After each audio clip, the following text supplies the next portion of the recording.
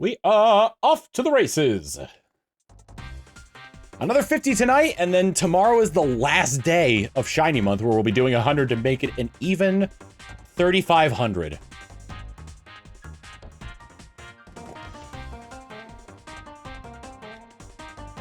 I did maybe like about a sixth of my odds going into this. Like a little more than a sixth of my odds this month.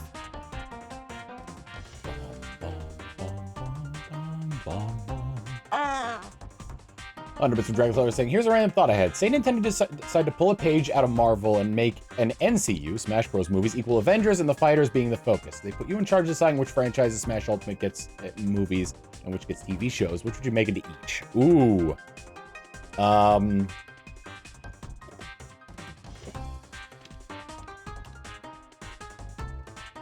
think Mario, Pokemon, and Zelda would, like, I mean, there's already, like, a Zelda in the works. There have been Pokemon movies, but not one that it would connect in any way to, like, any meaningful way to, like a cinematic universe. Those, from a business standpoint, those three definitely.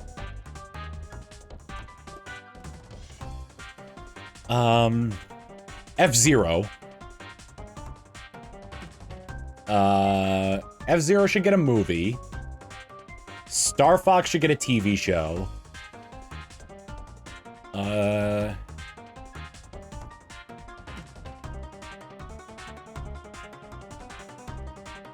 Kid Icarus should get a movie.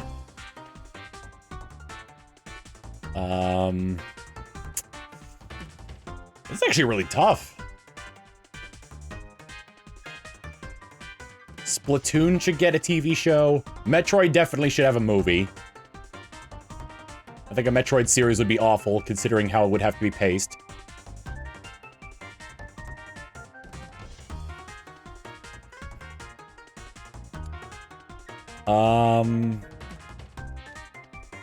Nope. Donkey Kong.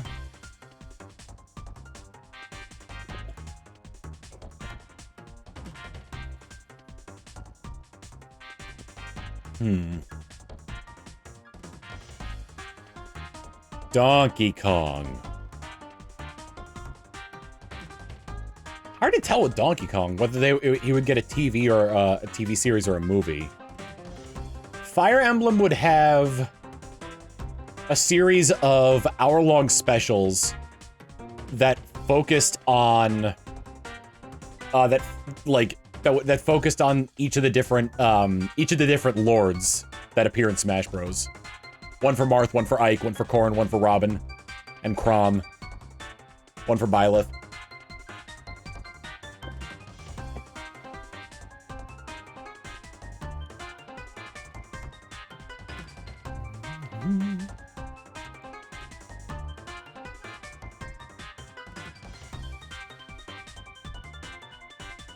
Sonic is good for either TV or movie. Kirby, I think, should get, like, a children's movie.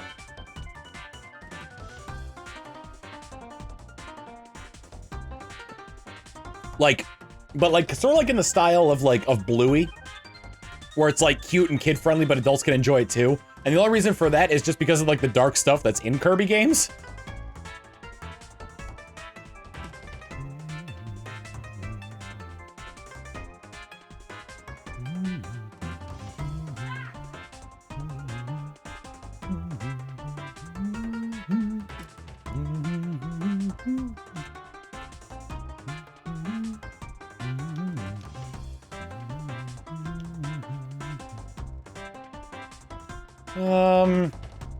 Third parties are where it gets tricky in terms of, like, copyright. Snake would get a movie. I mean, Sonic's got potential for... Sonic has potential for, like, both, like, a TV series and a movie that connect to the Smash Bros. Universe.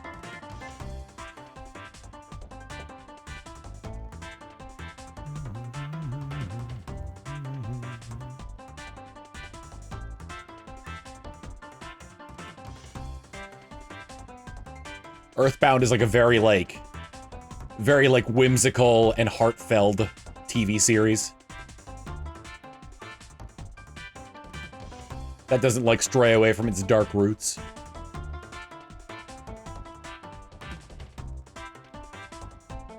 Punch-Out will either have a Netflix show or a movie. Like it would either be like a short series on Netflix or it'd be like a movie like Creed or Rocky.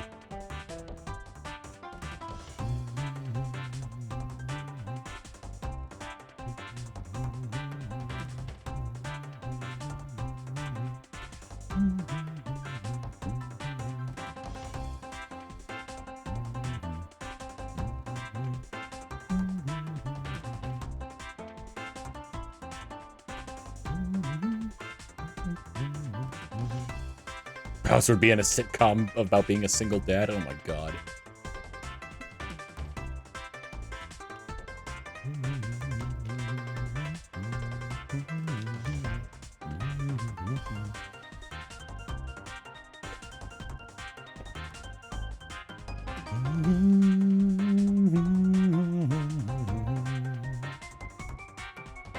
Xenoblade as a television series would work.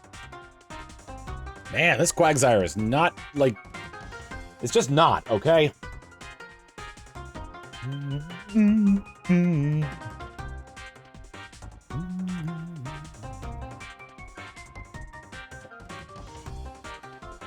It's gonna be real anticlimactic when one of the really easily caught ones is the shiny.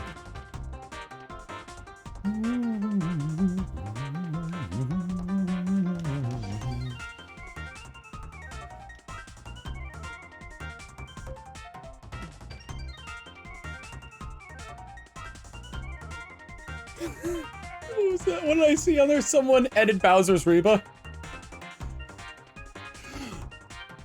A single king who works too hard, who loves his kid and never stops.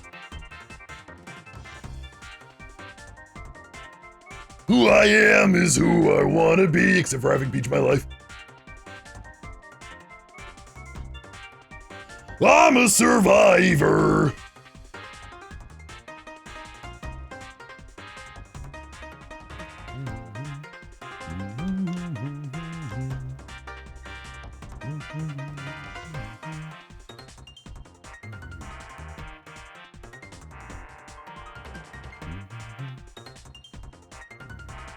So what's the plan for viewing Shiny Month hauls? Oh god.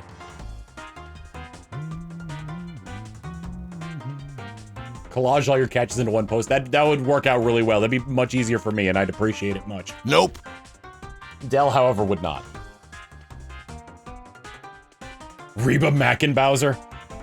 And there's your art prompt.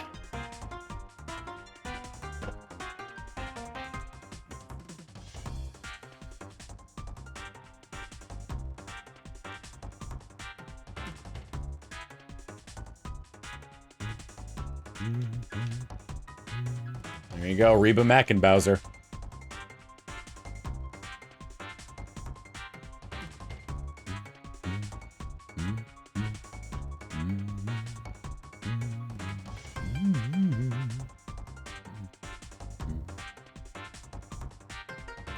He's also a redhead.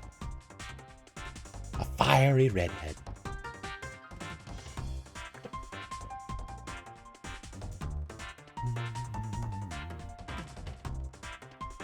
When the lights go down in Rogueport.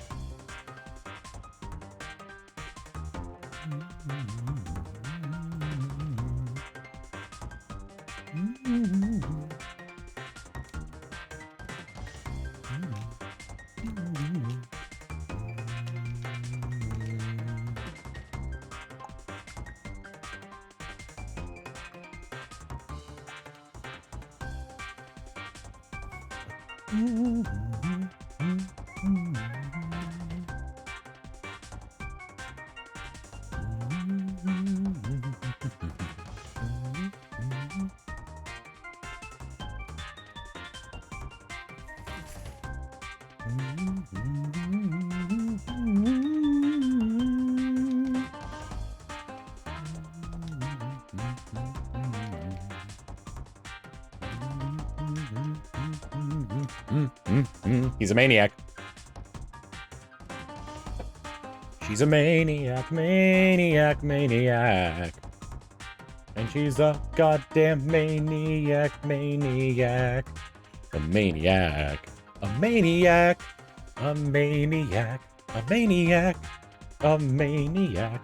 She's a maniac, a maniac, a maniac, a maniac, maniac, a maniac, a maniac.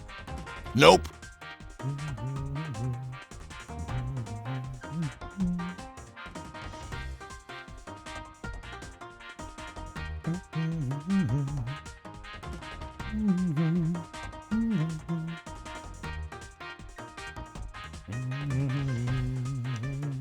And every time we kiss, I swear I can fly. Can't you feel my heart beat fast? I want this to last with you by my side.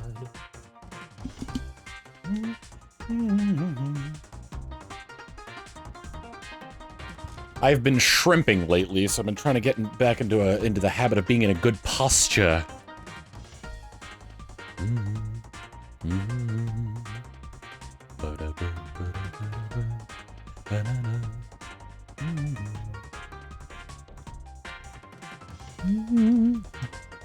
So many cans on my desk, I couldn't tell which one I was drinking from. Did you guys see that post, that tweet, the Twitter thing I retweeted? Of, it's a shrimp dressed as Sora, and it says shrimple and clean.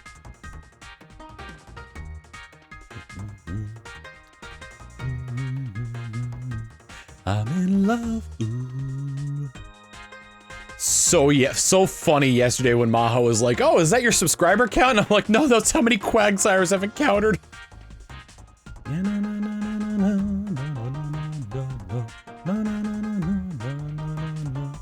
Then the morning comes. My favorite game, Krildum Hearts. Oh my god. Oh mein Gott. Oh my god. Oh my god. Oh my god. Oh my god. Oh my god. Oh my god. Oh my god, God. Oh my good God. Oh my good God. Oh my good God. Oh my good God. Oh my good God. Oh my good God. Oh my good God.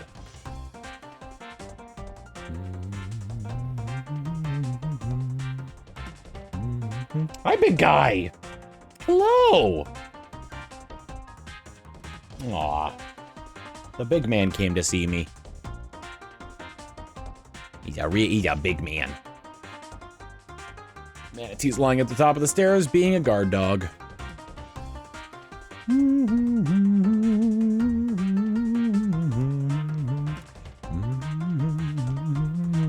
Nope. Ah.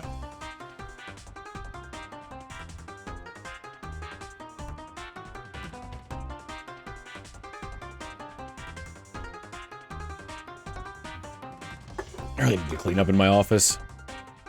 I think I really need to. I've got this remote that hooks into my, or that connects to my, upscaler. I had to get batteries in it so that way I don't have to cycle through 15 buttons to turn it off.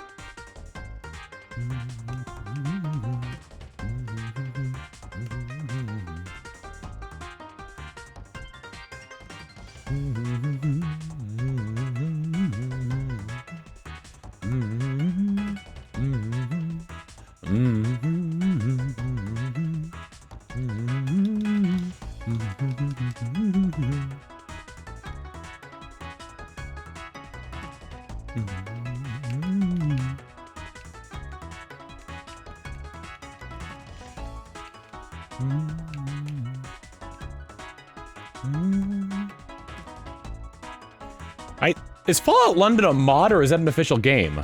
It's a mod. Okay, it's a mod for Fallout 4.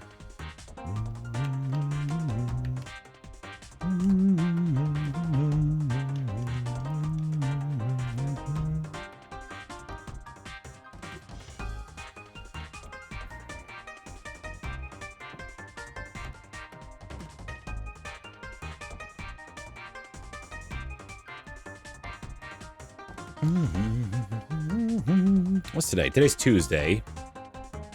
Which means I've got one more shiny hunt tomorrow, which I'm going to be doing a 5-hour 100 one as it is the last day of shiny month. I mean, assuming I don't get it right here and now.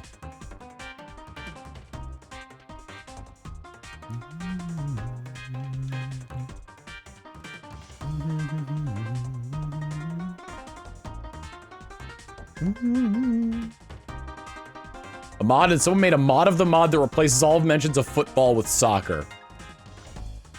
Like in a way to make European football into soccer, or a way to distinguish US football with soccer.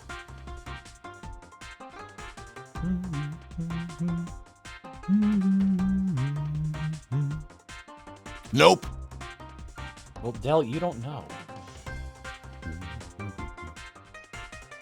Well, unexperienced it so far. Find a knife, shank 2 police officers, fight off a pack of mutated hounds, begin conspiracy to assassinate the royal family, smoke 28 cigarettes in a row, punch a bloke so hard his head explodes, arrive home and open the game. That's a good one on Craig X.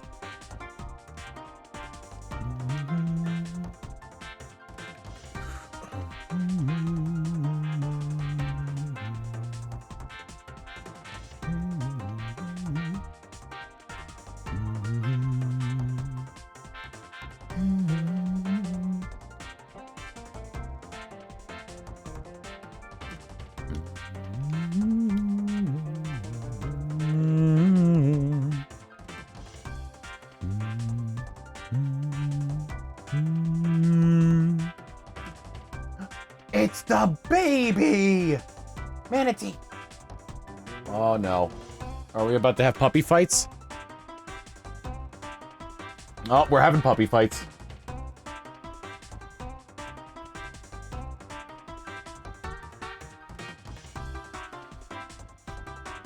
Puppy fights are happening. Christian currently has Manatee pinned down. Manatee is trying with all of his vigor to push him off with his paws. But Christian has an overwhelming advantage.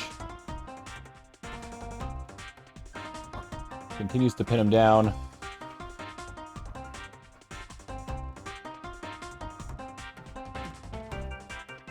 But Manatee's not giving up.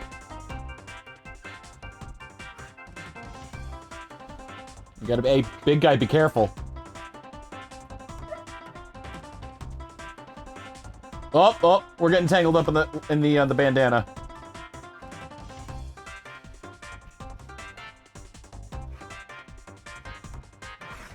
Nah. All right, buddy. Hey, big guy. Big guy. I think we're done. Hey, your bandana's getting messed up.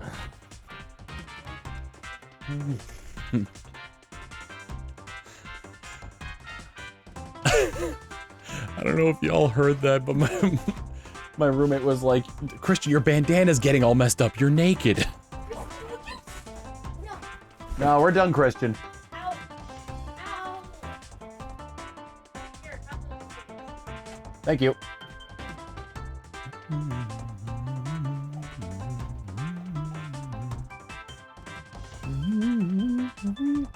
You chewing? Oh, hi, bud.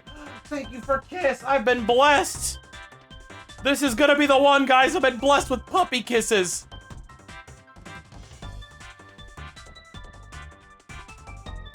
All right, the puppy kiss blessing is fake. Nope.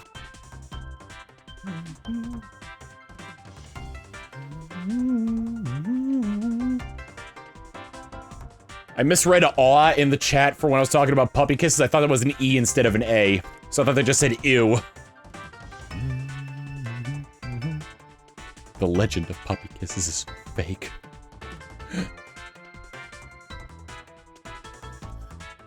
There's no such thing as magic and whimsy. Throw it all away, chat.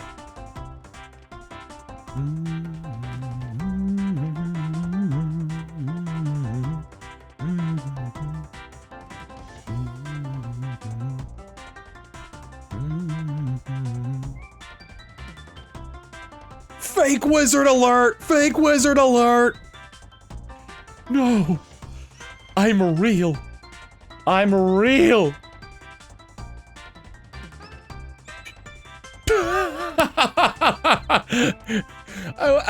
Somebody just followed me and I'm like, why does that name sound familiar? Oh yes, at the beginning of the stream, someone gifted a sub to Mayonnaise Jello.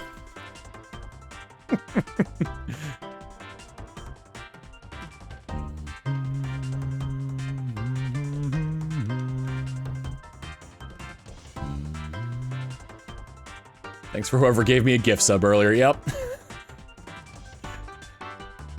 Well, I mean, like, there are several other fantastic, several other fantastic names that your particular username was paired with, including used fleshlight salesman, KYR I peed your pants, KYR massive load. Oh, the list just goes on. Bingo! And y'all need Jesus. What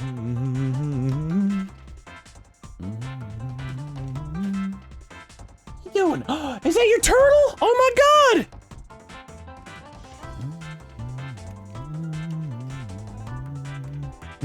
And I'm his good friend Jesus. Fry, help! A guinea pig tricked me!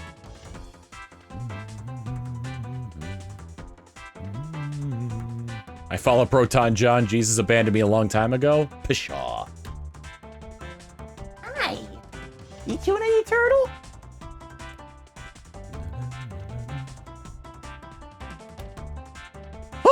Chewing on a man's turtles.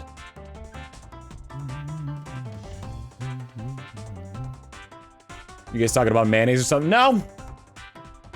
Just Nope. bizarre names coming up here and then. Mayonnaise Jello was one of them. Kind of played into like this whole thing that we kind of adopted from Lythero's stream, where people give subs to weird food, like weird food. So far, the one that has topped it has been fried water.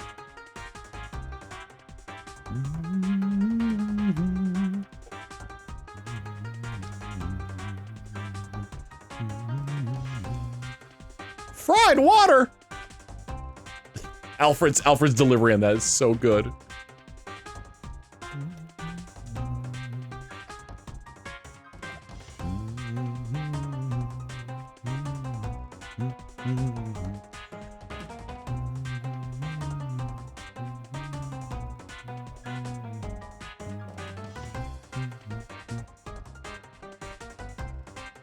Greg X gifting a tier 1 sub to fried water. Thank you.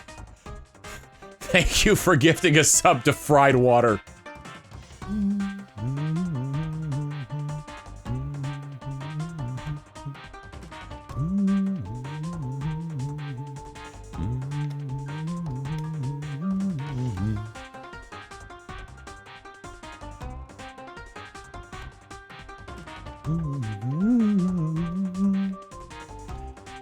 Once I'm done with this for the rest of the night, I'm gonna be cleaning up my office, because I have to shoot a live action bit for a video I'm making.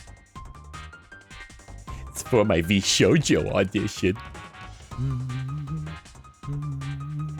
My initials are M and J. I wanted a different name nobody else ever had or wanted.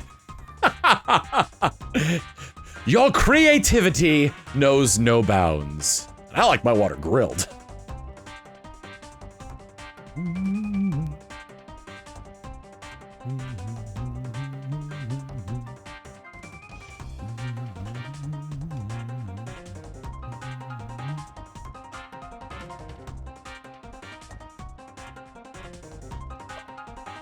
I got the nickname Knockout in high school, and it wasn't because I was good looking.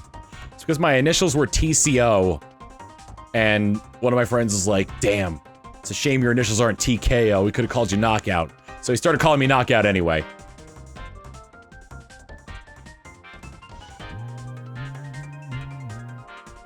And the warrior with the 95-bit saying, "Hello, Tom. I see you are doing the Hunt of the Shiny. I myself am in Fire Emblem Hell of my own creation. I decided to play Fire Emblem Awakening and Fates, all three on hard mode, because I thought I was good at the game. It's been very humbling. Mad Riddler, thank you for gifting a tier 1 sub to Grilled Water. Nope.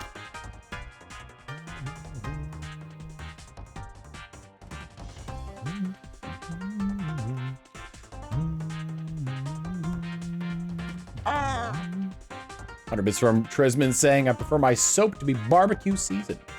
Mad Riddler with, I already got that one, right? Mad Riddler with the gift 1 sub to grilled water. My soap barbecue seasoned. Ah, yes, everyone loves the Dove mesquite scent. Hey, you smell like barbecue.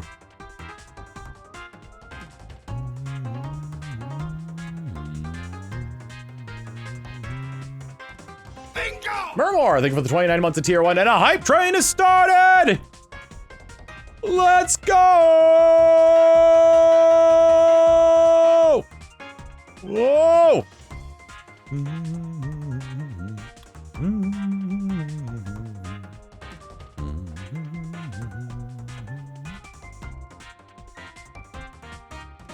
Caffeinated soap. Because people believe you can absorb caffeine through the skin.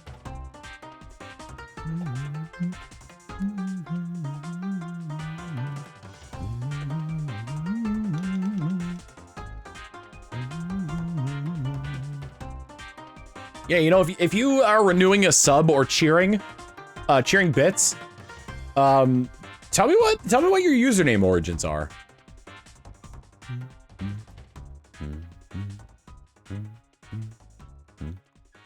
It rubs the coffee on its skin or else it gets withdrawals again. Oh, no, we're not doing this one. We're in the middle of a... No, we're in the middle of a hype train. You don't understand. We're in the middle of a hype train.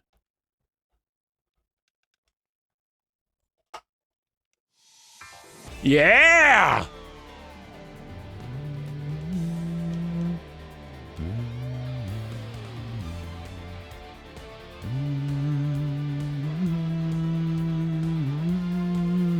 Oh, I should probably play the, hold on a second. There we go.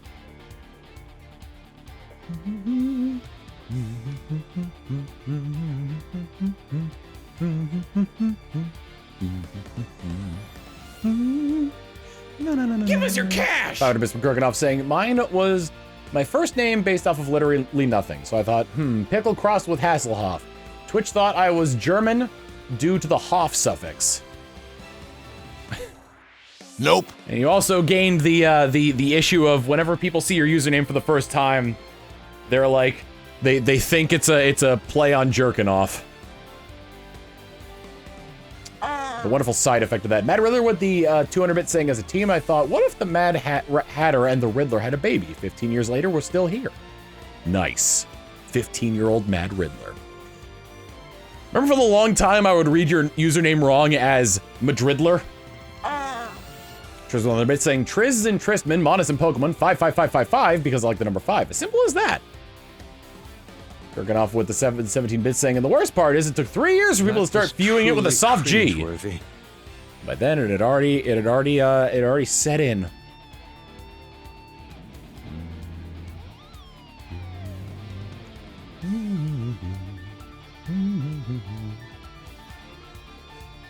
Melon Cream Soda with the 50-bit saying, I'll let you guess where mine's from. Lilac Chicky saying, lilac is my favorite flower, color, and scent, and I'm a lady. Straightforward. Melon Cream Soda.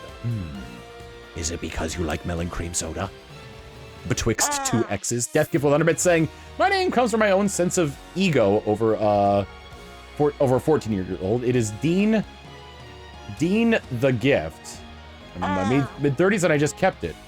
Are you good with Death Gift as the way I pronounce it?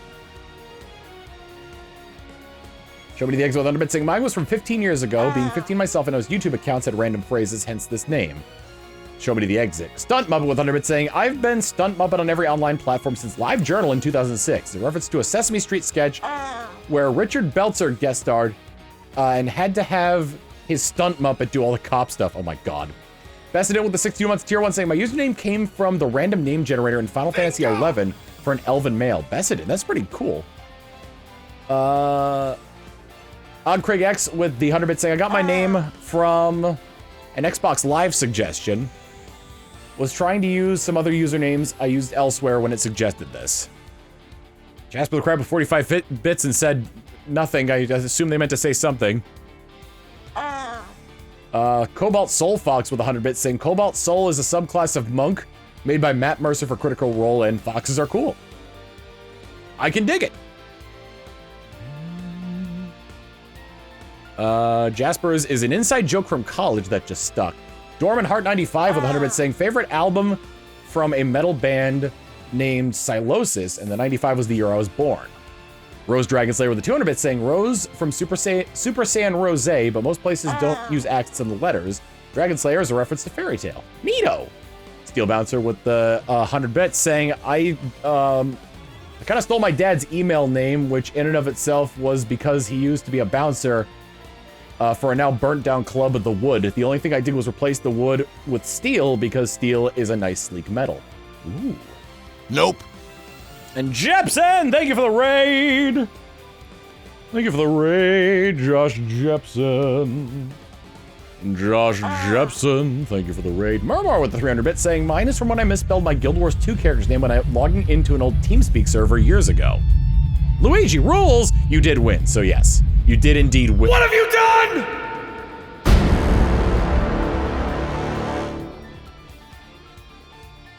Dan the Warrior 101 with the 95 bit saying mine was an email I made in 9th grade. The Dan part is because I've always liked the name Dan. The Warrior part is because at the time Warrior was my favorite fantasy class, and the 101 was just a random number. Multiple times I thought to change it, but at this point is my online alias and is a part of me. Luigi's dead.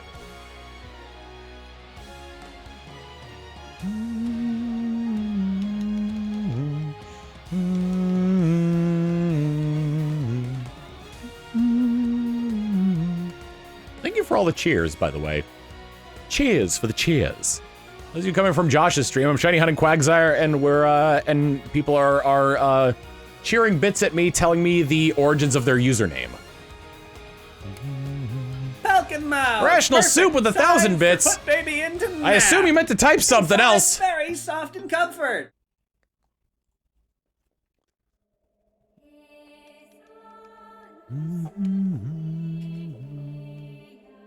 I have 2 dogs in this room.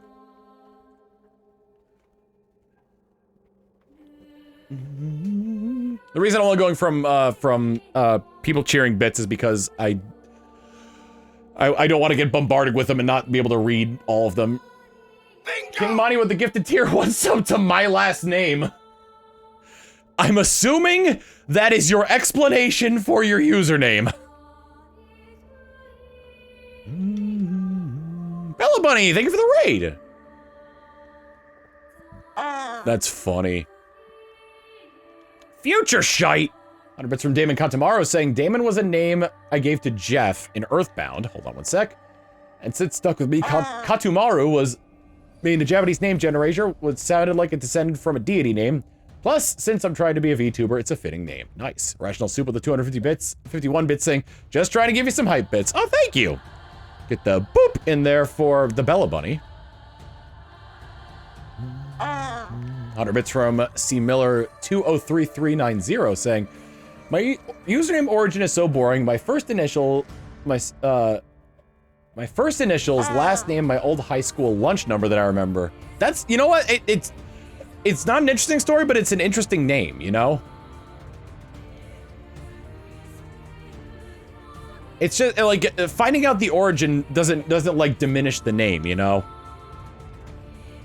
Megablitz Gaming with 100 bits saying, my name came from my younger self wanting to make my own YouTube videos. One day Megablitz just kind of appeared in my head and I've kept it since I was about 14. Cheesehammer with 100 bits saying, I was used to break up large Costco bags of frozen shredded cheese for pizza making.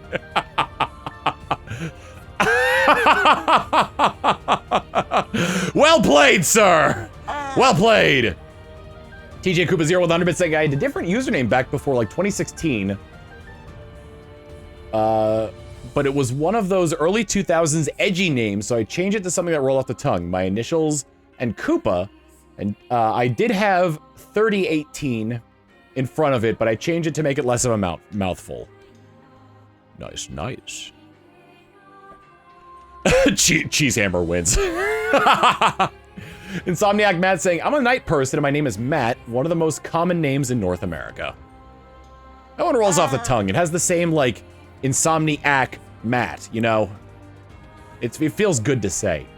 The Bella Bunny with 100 bits saying, my name is partly from a Lord of the Rings Hobbit name generator, Bella, and partly a nickname from my best friend, Bunny. It caused some confusion now that I'm a Red Panda VTuber. I'm sorry, hold on a second. Do you, do you have your own Radicus emote? Oh, that's so good. Nope. I saw that in your cheer and was like, wait a minute. Kusara Scout with the 200 bits saying, the first part of my name popped in my head back when I was 13, and the second half inspired by John Stakely's Armor novel. Interesting.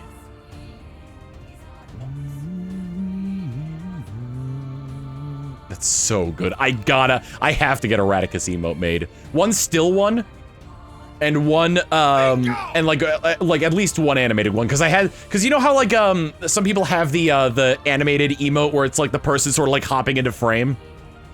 Like they're far away and they're like coming closer. I want that, but with Radicus, with Quaggicate. Shout out to Kiwi Kelly for that sprite. Oh my god, it's so good. Sithar gifting a tier 1 sub to Got Any Cheese?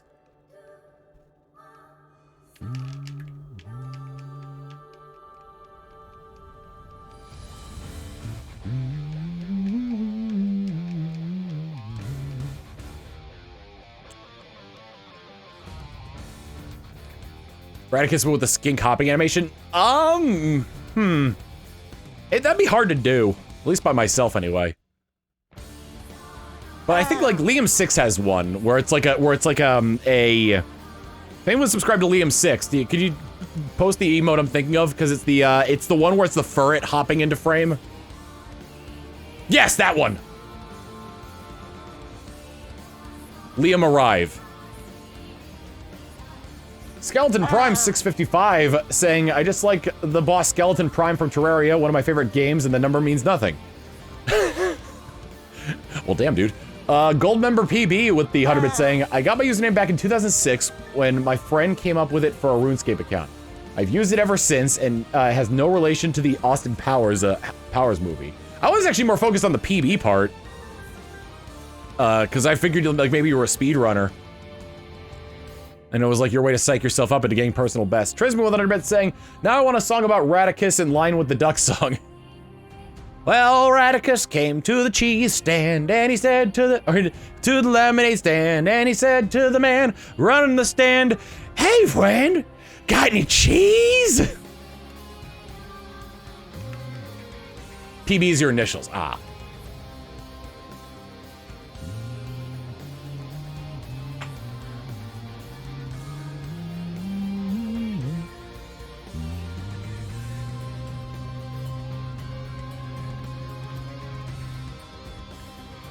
Wildfire saying, my name is based on a superhero persona I had in middle school. I would make comics and stories about with my sisters.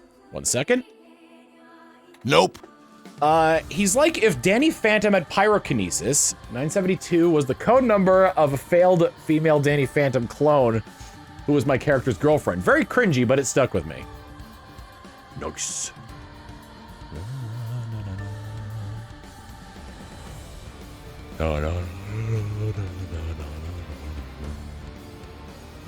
We're getting the lore. Mine is because my real name is Thomas, but everybody called me Tom. And the reason for Fox is because my original YouTube username, which actually if you type in, I believe if you type in youtube.com/TomKitsune, it'll still take you to my channel. Fox is because I liked foxes, so I started off my channel as Tom Kitsune, making when I made Smash Fighter and the like. And then later I rebranded as Tom Fox, and you know, it made it sound like a more like normal Western name, but you know, kept sort of like the motif of a fox. And orange is still my favorite color, so.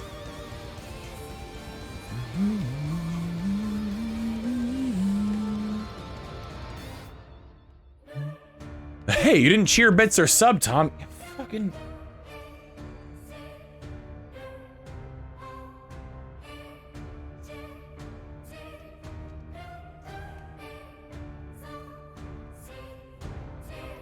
Oh god! Oh god, the audio's going on this! Oh god! Oh god, the audio's going on this! Hurry up, buy the sub! Oh god! Buy Oh the god, sub! okay.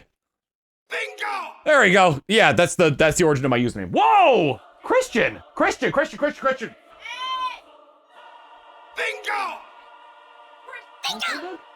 Get over here. You. Hey, come on, hop up. Hop up, come on. Over here. After you. Let's go, bud. Christian came in hot. Satori the Enlightened with 100 bits saying, I used the username Asator in the 2000s. One second, let me get the catch going so I could read this. Hey, Bog! Hi, you give me a little sniff? Let me get the catch going here. After Subterranean Animism came out, I changed my name on a forum I used to frequent to Satori, as in the character Satori Komeiji, as a joke because of the similarity. It wasn't supposed to be permanent, but it ended up sticking. The Enlightened came later as a play on Satori's literal meaning. Ah.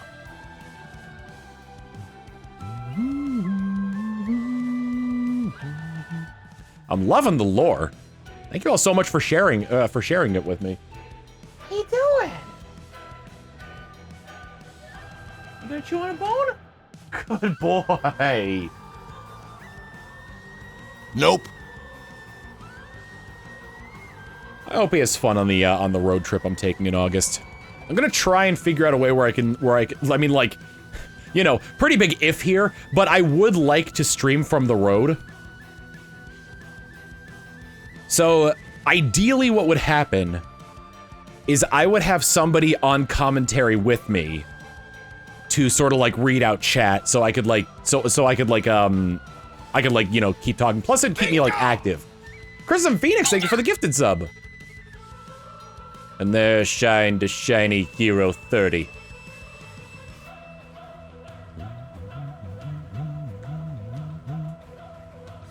Trying to do my story with it? Well, type it in chat.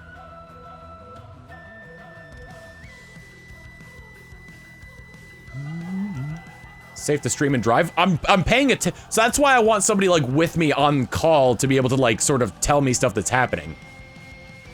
Chat will be your eyes on the road. The only times I would ever really look at my phone are like at a stoplight or like in driving crowd control. No, thank you. If I'm like at a stoplight or there's like really bad traffic, because the way it would work. Oh wait, did Chrism type out there? Not yet, no.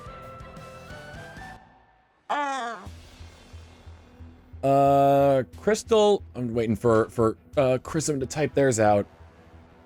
Crystal Orby with the 100-bit saying, my username came from needing a girl's name in Herb Sims in the City for GameCube. Crystal was easy. I needed a last name too. Orb too short. Orby. Nowadays, my in-game name is Salusa, but that's from Dungeon Defenders. And then Twig the Viking Hippie saying, my name is from personality traits I exhibit. Plus, I like contradicting dichotomy. Vikings are violent, hippies are peaceful. Twig is from my mother's business, plus hippies and twigs, you know? And Dusk Edge with 100 bits saying, Dusk was a name. It's gonna take me forever to do any of this. Let me start up the catch first before I start reading these more. Whoops, oh shoot. Dusk was a name given to me by a friend I haven't heard from in years, but because it's such a common word, I had to find something that merged well with it. Enough, and so many options were taken. Dusk Edge is pretty damn cool. Chrism says, so in Breath of Fire 3, there was a crystal energy called Chrism that I use with a K because of my first initial. And the imagery of the phoenix helped me through my school depression. However, I also love Yoshi and work for the IRS, so I'm considering rebranding to IRS Yoshi. Oh my god. Nope. Brilliant.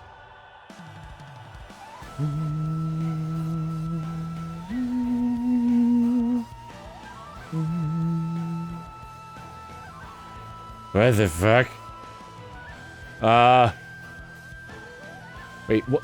What the hell? What? Did anyone else see that? Was it because I gifted a sub? On the top of my chat, it gave me like a deal for Apple TV Plus, but like the second I clicked on it, it disappeared. What are you doing? What are you doing over there? Come here. What are you doing? Are you restless? You probably wanted to play with Christian. What do you got there, Bug? Is that your raccoon? Is that your raccoon? Oh. Rah, rah, rah, rah. Yeah, good catch, buddy. It wasn't even an email. It was just at the top of chat.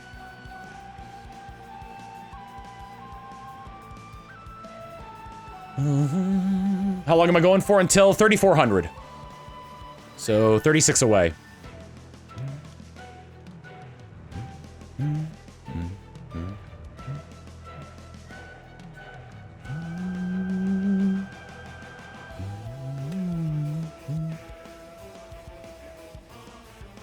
Thank you all with sharing with sharing, like, you know, your own like personal stories behind behind your usernames.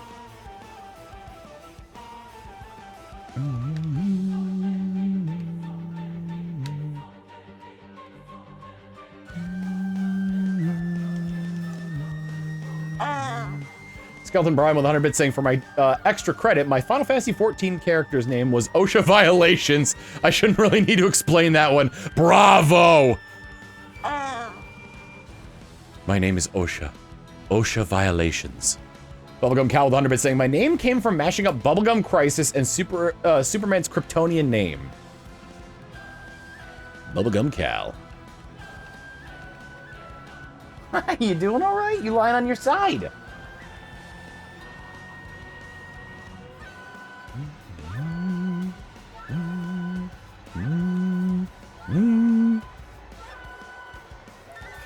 At the point that I'm at in Yu-Gi-Oh! GX. What about Yu-Gi-Oh! GX? I'm sorry, I saw like Tyrannosaurus in chat. And I thought this would be relevant. So like the point I'm at in Yu-Gi-Oh! GX is nope. Where they bring in the top duelists from other schools. So you got Jim with the crocodile on his back. Karen. Who frequently speaks in English phrases. During that duel between him and Kenzan, because I'm watching it in its original Japanese.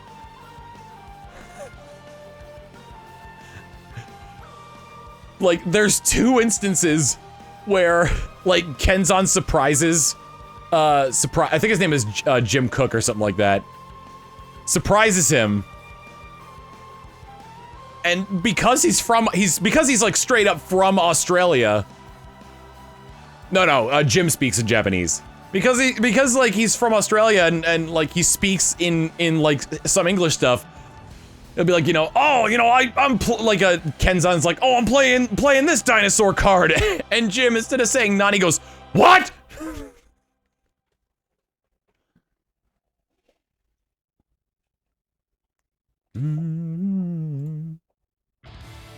Yeah, I like this.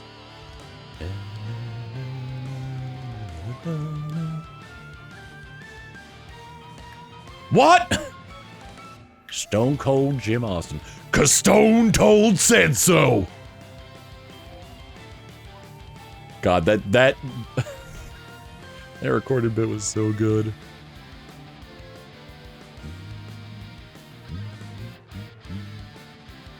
My YouTube name, Chow, is lifted from Proton Ton's Chow and TRG's Sonic Adventure playthrough. I remember that. That was so funny. Here's Chow.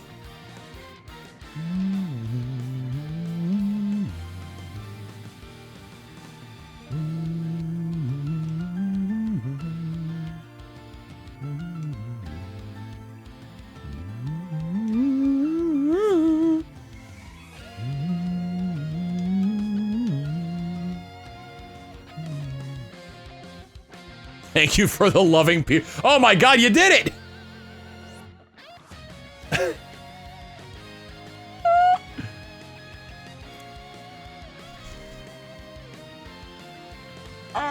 Chris of Phoenix is now IRS Yoshi. C. Miller with the 100-bit saying, if we're going into Final Fantasy XIV characters' names, my main is a Lalafell white mage named Luluna Zephyr, which is just the name I use a generator for plus Zephyr. My alt name is Yuna de Muerta, who was named after my old D&D character when I was in a One Piece D&D game that I sadly left a couple years ago. Nope. At least the name got to stick around. IRS Yoshi. Ba ba ba ba ba.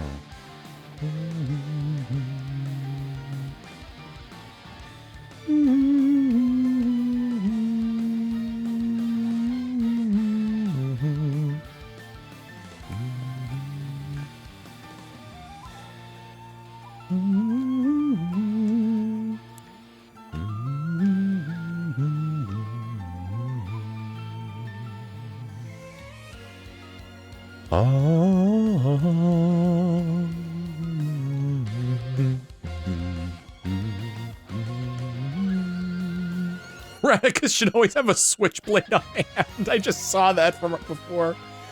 Rose Dragon Slayer saying, the best thing I named was a battleship in Ultimate Admiral Dreadnoughts. It was the HMS Imperial Inconvenience because it was so big. Oh my god.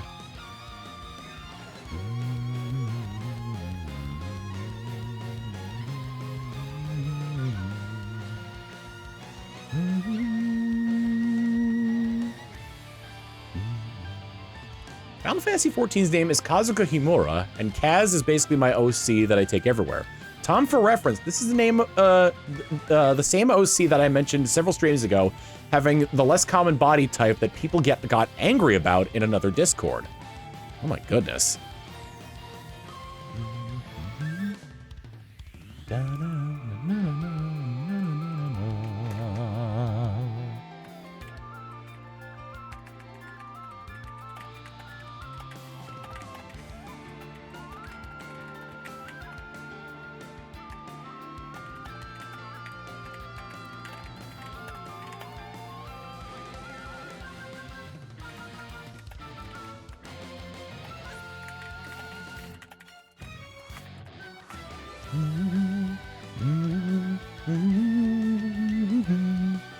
I downloaded a custom track for Beat Saber of this song. Oh, it's so hype. You get to the part where it like kicks in. Where it really kicks in and just like the endorphins, you could feel the endorphins releasing from your brain.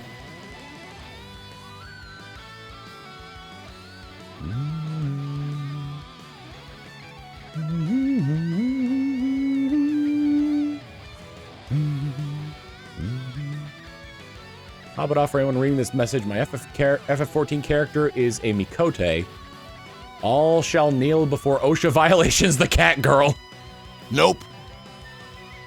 Well, Dell won't.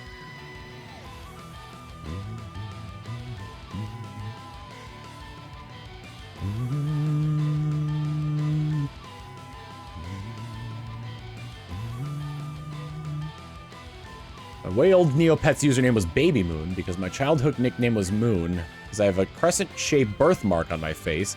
Honestly, it looks more like a raisin to me. Oh my god.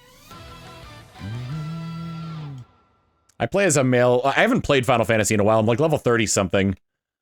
But I'm a male Mikote Black Mage.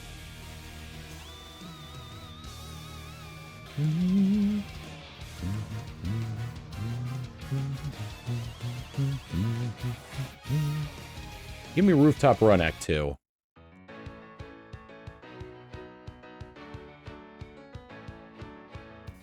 Me am Mikote.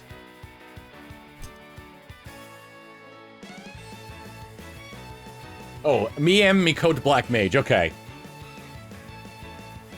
I was confused at that message, Orlando, because I didn't understand what Black Lives Matter had to do with your Mikote character. Because he shortened Black Mage to BLM. I was so confused. 300 bits from Mad Brother saying, why not? My main in 14 is a Catboy Sora Ornitier because of Sora from Kingdom Hearts and Best Boy Vivi from Final Fantasy IX. My alt Lance Gaybolg is a giant dragoon pun, and Gaybolg also sounds like gay bulge.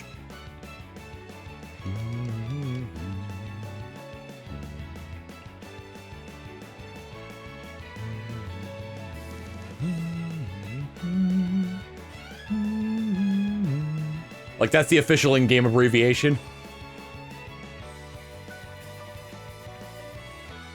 I didn't know that was the in-game abbreviation. I was so confused.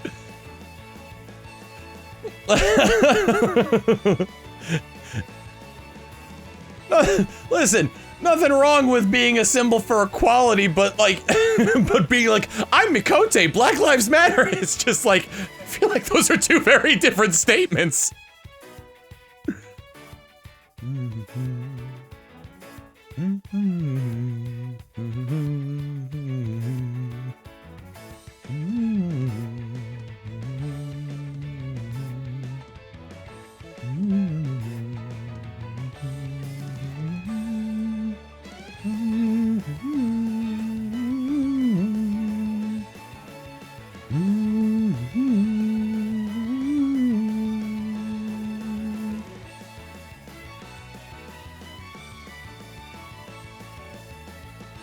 Is White Mage WHM?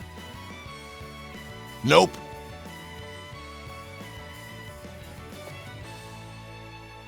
Na na na na na na na. Red Mage would be REM. Is there a Blue Mage? No, well, it would have to have a different, if there was a Blue Mage, it would have to be different spelling. Is it just BLU instead of BLM? Blue isn't real. Oh, Orlando. Oh, RDM is Red Mage, okay.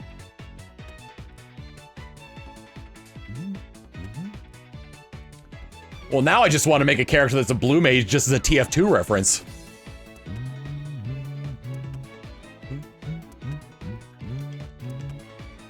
Blue Mage is a fake class, I'm so confused.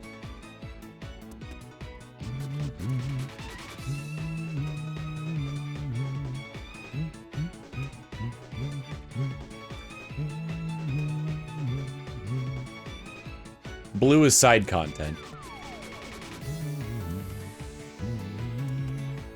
Is there a green mage? Seems like that would be like the druidic version. Blue is what's called a limited class and it has its own thing. Ah.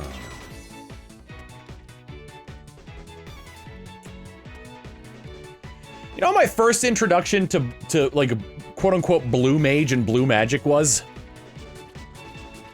A third-party D&D book about sex magic.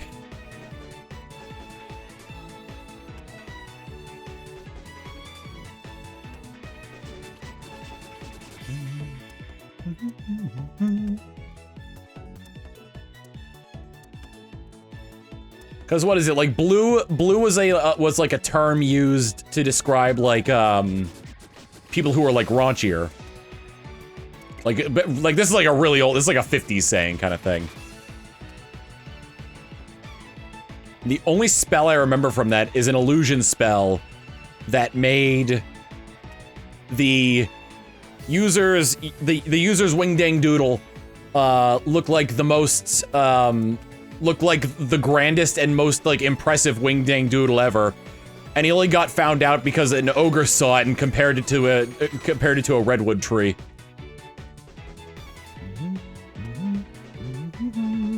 No, B-L-U-E.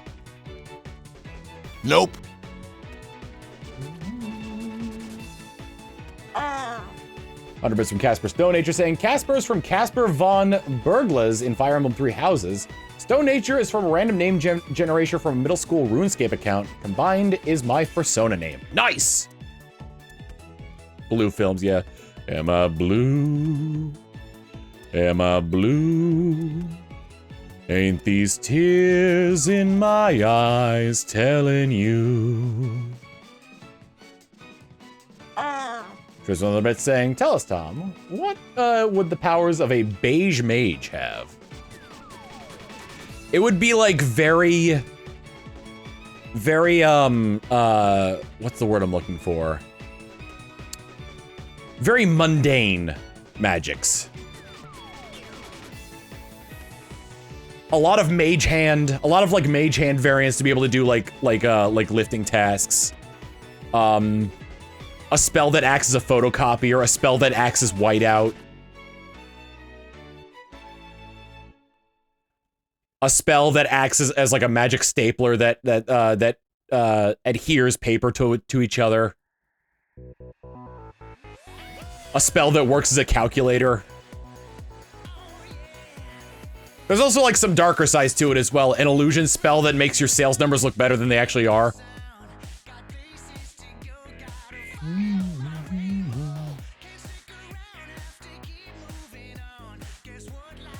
Is that what it was? OT Luke's Book of Blue Magic? Was that really what it was? Because I'm pretty sure that was the right thing.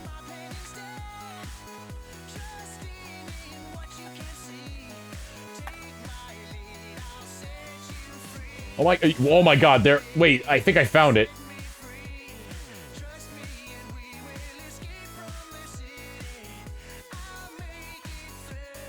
No, there was a physical book of it, so it's definitely not this.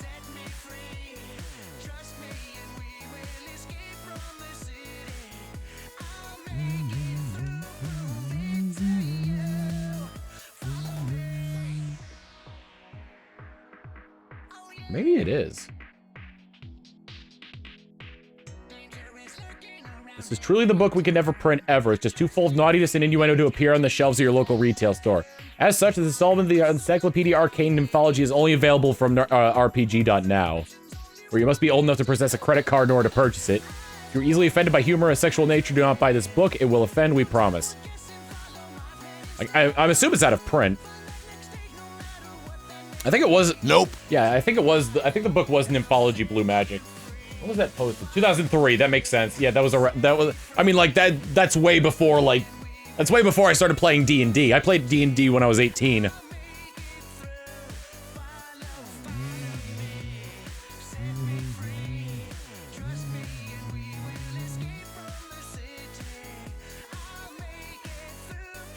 If you don't mind helping me, a small decision. If you had to pick between one of the two, which one would you pick? Arvin or... I'm making sure I'm reading this right because it's small. Elio, the canon name of the male protagonist in Gen 7.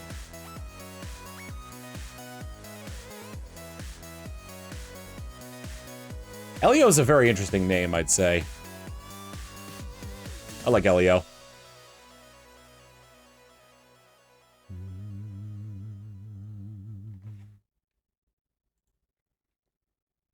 Oh, sick! Elmo. Oh, dude, I love sniffing Elmo's glue. Don't need Elmo's glue. Oh, that actually is a very wrong, bad thing to say.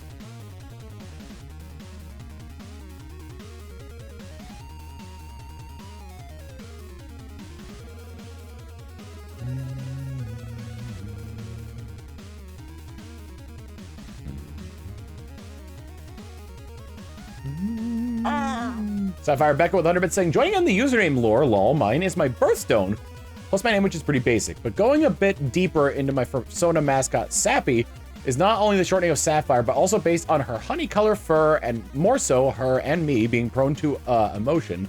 Therefore, is very sappy. Rack Attack.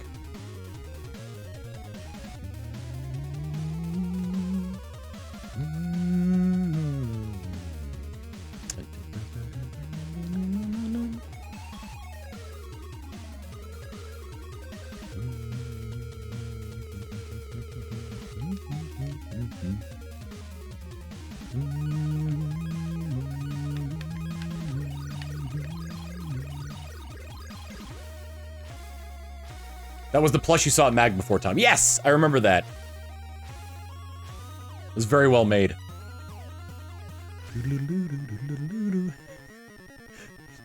Speaking of furries, I love the clip of Steven and Mal playing Tears of the Kingdom, where Jeff comes in his persona outfit and gives them a map to locate the shrines. Nope. Well, I have an apple. Are there any spirits here? Oh, you want 2 apples. You're a negotiator. The chat map, yes.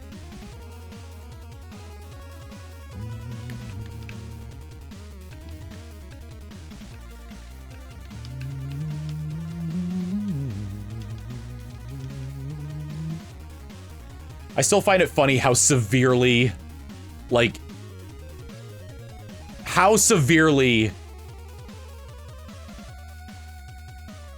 industries like IT would suffer without furries.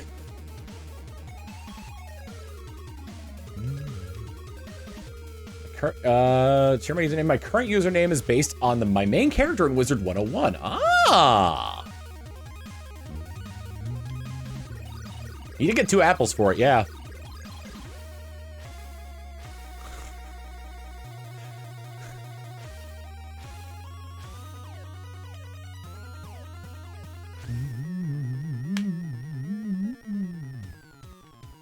Thankfully, the Cloud Strike thing wasn't during a furry con.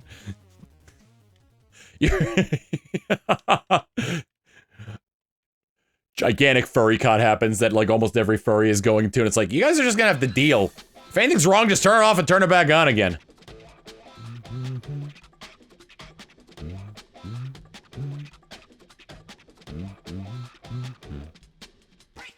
I've said it before and I'll say it again and again and again and again. I said it before and I'll say it again and again and again and again. Cloud Strike happened right after one ended. So they were stranded at the airport? Rio the Mountain Hermit with 100% saying, my username is kind of on the simple side. Rio is taken from a few letters of my last name. While, 1 second. I want to make sure I'm still chucking balls.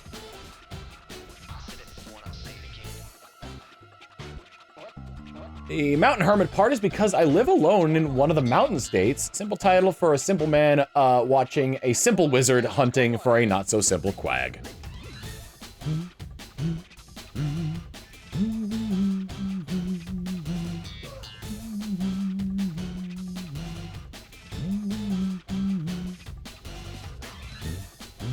You're also wondering how furries can commission artists for thousands of dollars. That's why, because we in IT too. Her username is based on my favorite anime character of mine. Oh, nice. Stubborn quag this time around. Screamalosis with the 100 bits, excuse me. Saying, I guess I could join in. My name is, an icon comes from a drawing I made of Solosis screaming. Screamalosis, that's good. As a result, I have gotten Stockholm Syndrome with the color green since I am now associated with it. That color thing hasn't happened to me, but I got Stockholm Syndrome from Quagsire. After I made the Screaming Quagsire meme.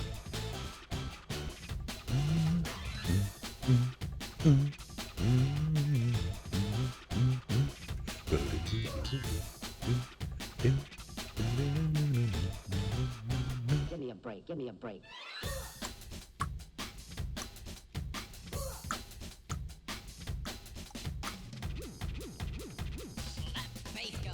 I love how like there's like so many wholesome stories about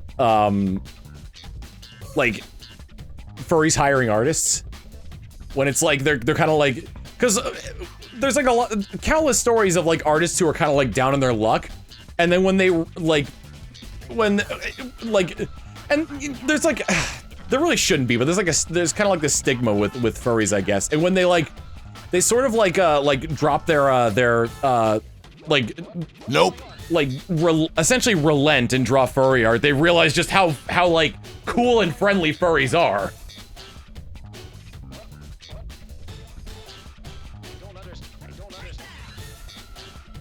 It's like these guys are very respectful of my craft and pay for a ton of and pay a lot for my art. I should have been doing this a lot sooner.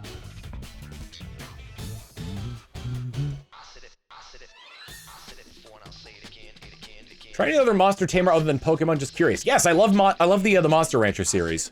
Specifically 2 and Ultra Kaiju.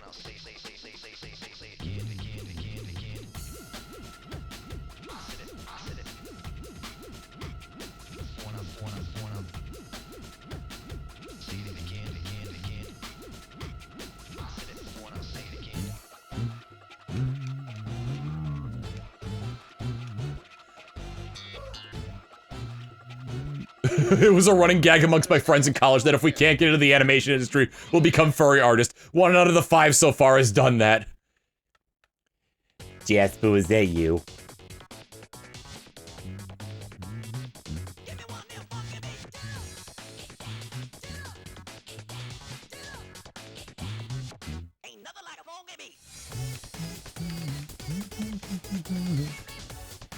Kitty face.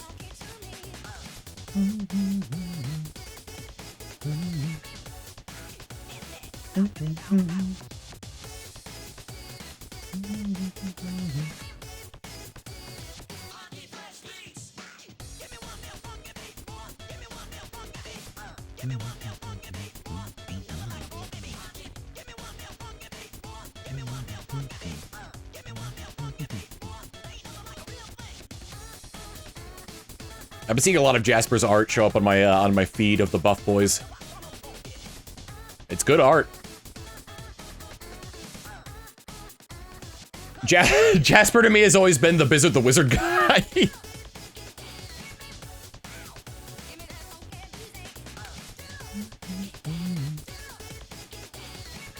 Because I don't think any other artist has drawn more Bizzard the Wizard art than Jasper.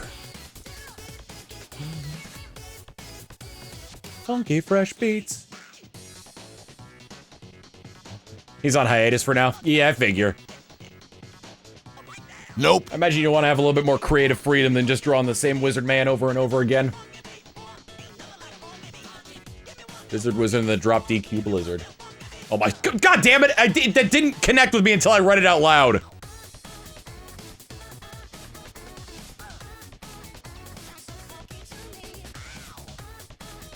Bizzard the Borrow Wizard when that's happened twice now? Oh my god.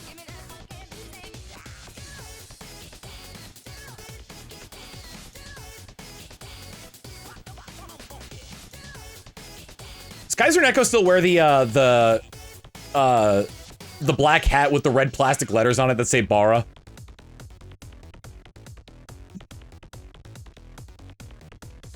Because I remember there was when they would sometimes do comics on TFS, and one of them was like and they were usually of like real life con experiences that they had. So one of them was like signing for like this kid who was like clearly very young, and the kid goes, "Oh man, I love your hat," and Scott's just like, you do really?" And he's like, "Yeah, red and black are awesome colors." He's like, "Oh thank God."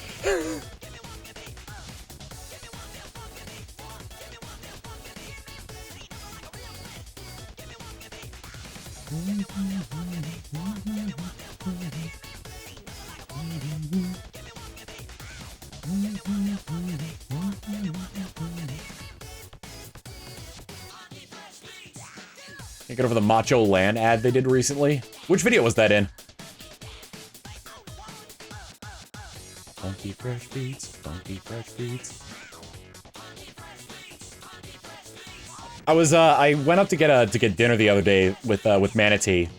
You know, I've got a place where there's a few places I can go to where there's a patio and he can sit outside, and you know, so many people love him. And like, you know, it's close to a playground. This kid walks up and he's like, "Can I pet your dog?" And I'm like, "Oh yeah, sure." And I'm looking around and I don't see the parents. And my first thought is, I have to keep this child in this place so that way he's not moving around and his parents can find him.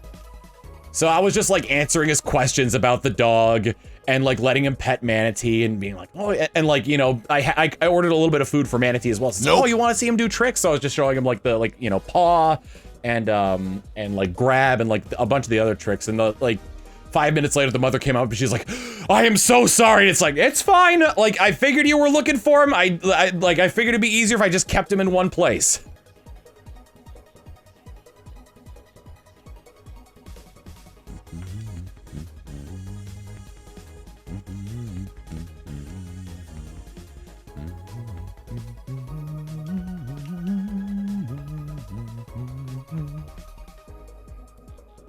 Thankfully, no misunderstanding. Not at all. No.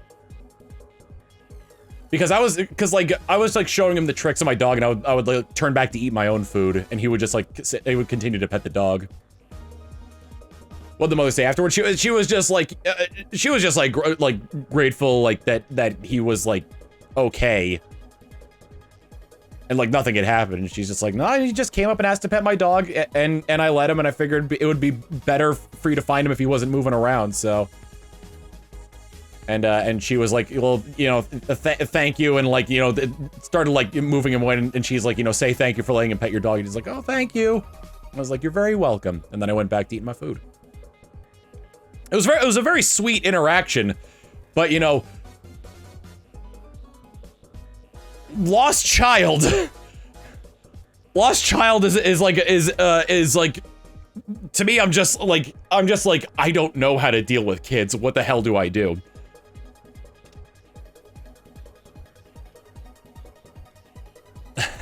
Which is funny, because according to my brother, his wife, my dad, and my mom, I'm apparently really good with my nephew?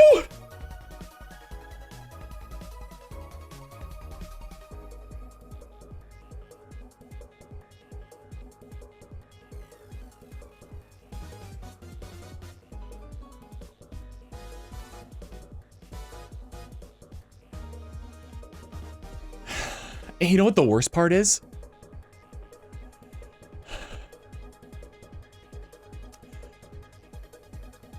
Pet owners.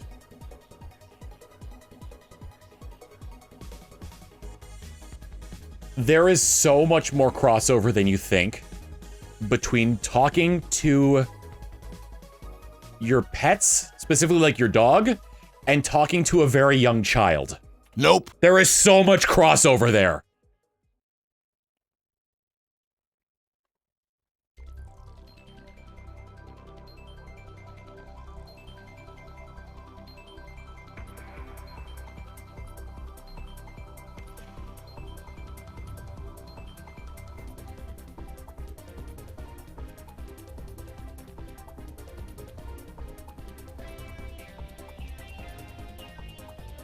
I'm sorry, I just looked in chat. I just need to check real quick, because there was somebody I streamed with. Yeah, I saw, oh man. I don't mean to call you out on this, but user Barry Crepes, do you happen to watch the Twitch user Barry Crepe, singular? Almost the identical username to yours.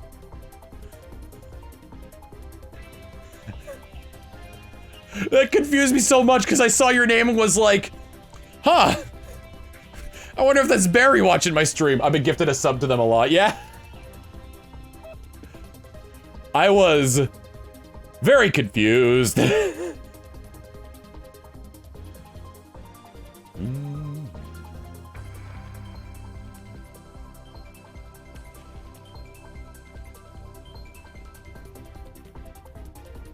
There's so much crossover there. Eventually, you know, obviously he's gonna outgrow that.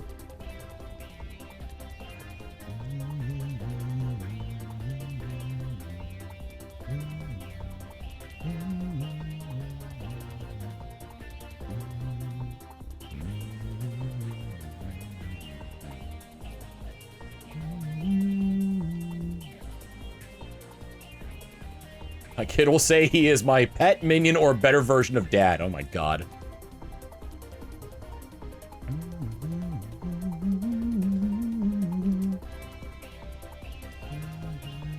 Try to talk to Manatee like an adult. I can't do it. He's so cute. I mean, like, talking to him like an adult is basically like when we go out for a walk and he's like like either wandering too far or he's going off the path that we're supposed to go on. Me sort of like being like, hey, and correcting him. He's really good off leash, Manatee. If I say wait, he'll stop and wait for me, like wherever he is. Or like, if I'm standing next to him and he's like getting ready to walk, he'll just wait next to me. If I say let's go, he'll start walking again. If I say, on his own, I don't even have to like give a command for this. Like, if we reach like a crosswalk, he stops before he gets to the curb. The only problem with it is that it's a little bit further away from the curb than I want him to be. And then if we'll wait at like a crosswalk, and if I say cross, he'll cross the street.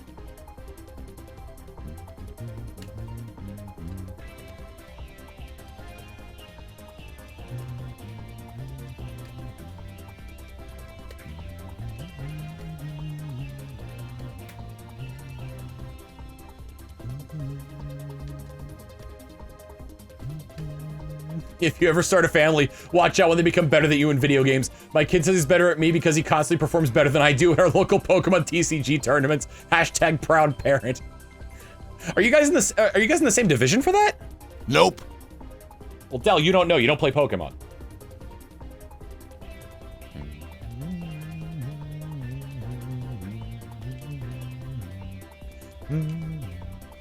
I feel like a year or two ago, there was somebody in the junior divisions of VGC that had like an incredibly smart play, like with a Rhyperior or something like that. And this person, no, you know what it was? They were very young.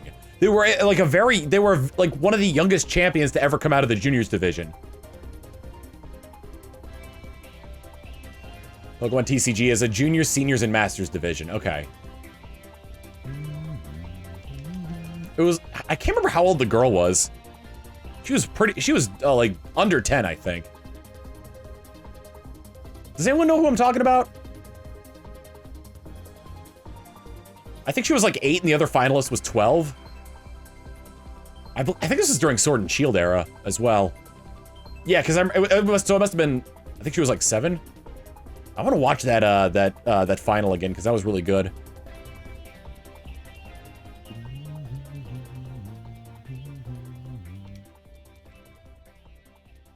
Not the same age division, but for example, I'll only win 2 rounds and he wins 4. More recently, straight up wins a League Cup tournament and celebrates for months.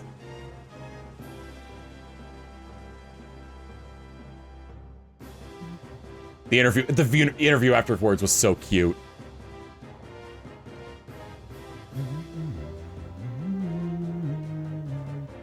Was the last song Pokemon Battle Revolution music?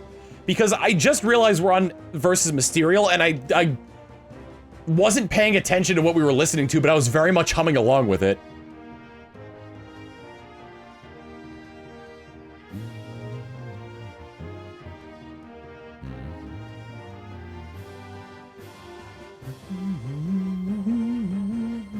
Gotta stop shrimping.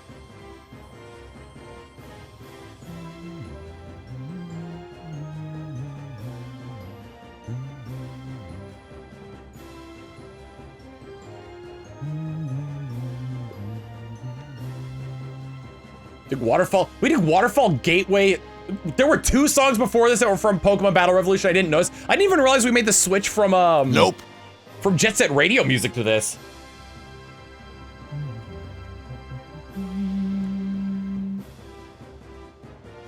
When did this game come out? Colosseum or Battle Revolution? Colosseum came out in I think 2002, 2003.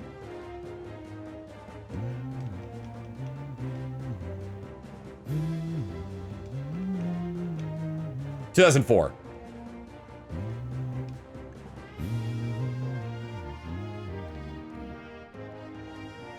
Can't believe PBR shiny costumes are a thing.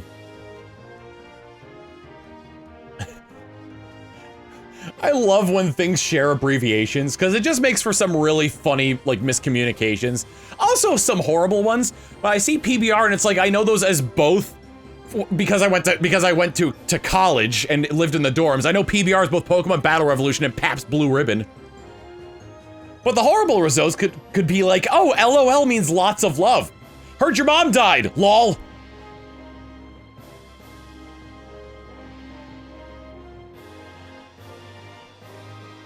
Okay, what's the non-cringe inducing version of CBT?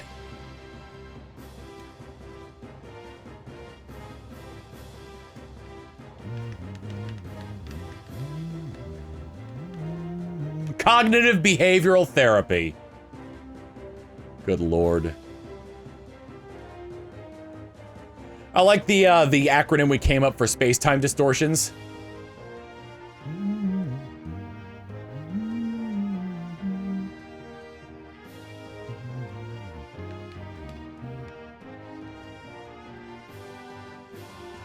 Because listen, you gotta be careful in Pokemon Legends Arceus because there are plenty of STDs around.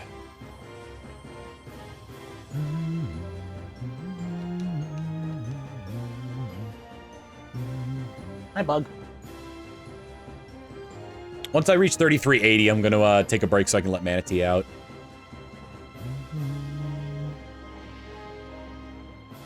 Yes, Screamalosis. That is what CBT stands for.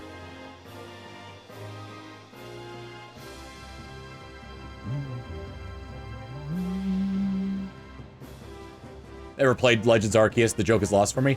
In Legends Arceus, there's a bunch of areas called space-time distortions where Pokemon you normally can't find start showing up. Space-time distortion just shortens to STD. Space-time incidents instead. We'll call them STIs. Damn it!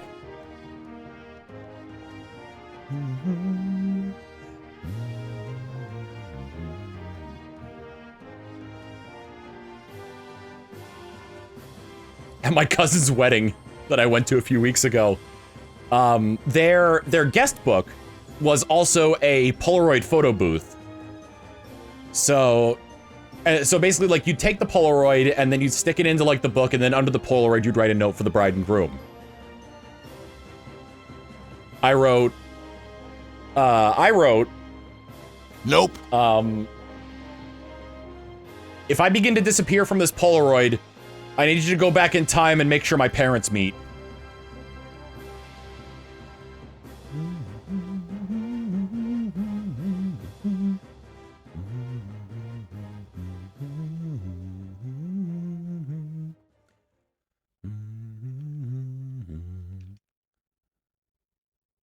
What do we got next? Oh, Paper Mario. Huh? Yeah, let's do the mini boss medley because then we get to listen to the owning transphobes theme.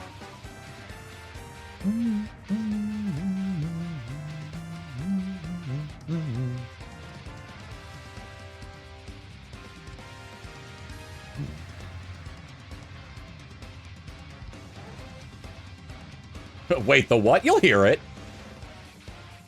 It's just his canonical name now. Yeah, we're gonna be out here Beldum posting.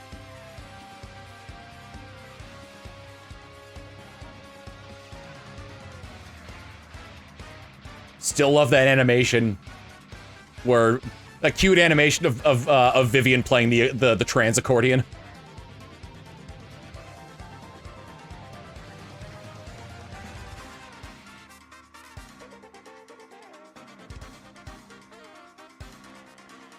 I got it wrong. It's not Trans Icon Amoongus, it's Trans Ally Amoongus.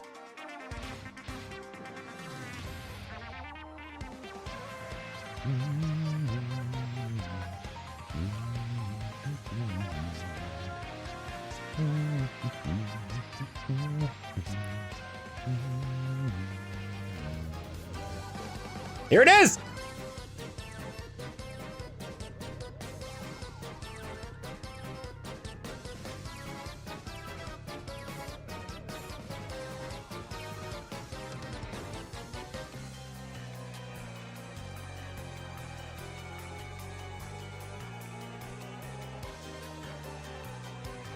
I had a question, I forgot what it was.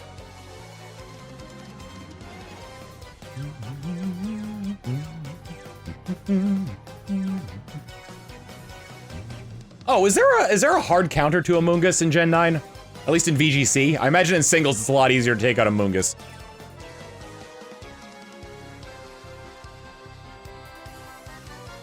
I imagine a taunt user would probably be the best thing.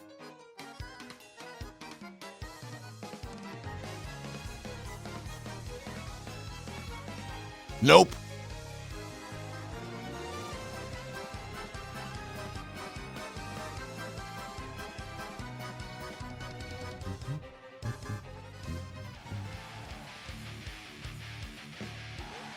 Chiyu choice specs overheat.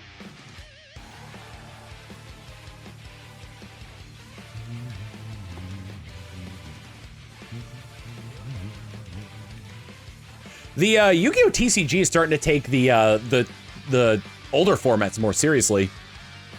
GOAT format, which only uses cards from pre-GX days, and Madison format, which is, I think it was the format where like where I believe it hit like peak balance, which was around like the 5Ds era. Because at the World Championship qualifiers I went to with Childen Light, there was They were having Goat and Madison format tournaments. I can't remember what they called them. I think they called them like Super Time Wizard tournaments or something like that. Just to give them their own name.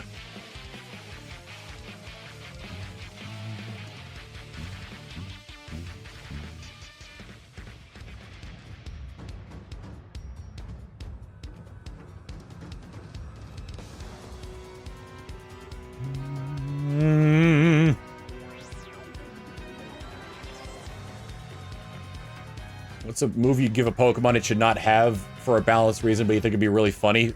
Hyper Voice of Quagsire. I don't care that it'd be useless on Quagsire. I want Hyper Voice on Quagsire. Your channel thing he says you add. I have to update that. I haven't really done like Source Filmmaker stuff since like 2016.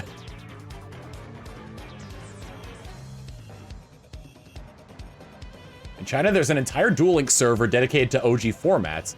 Even has pre-errata monsters. Interesting.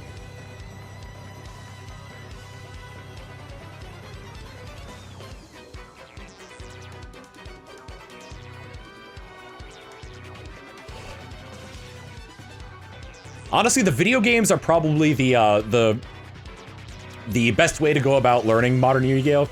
So like Legacy of the Duel, at least for the current format. Nope. Legacy of the Duelist and Master Duel are really good for learning the new mechanics, because they've got like tutorials with them, and it also teaches you how to use like different card archetypes for doing when you're doing if you do the story mode. I mean, not the card archetypes they show off aren't really what are they called? Meta, at the very least.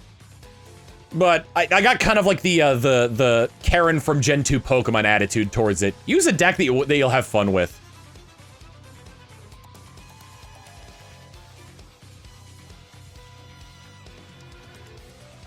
What's your favorite archetype?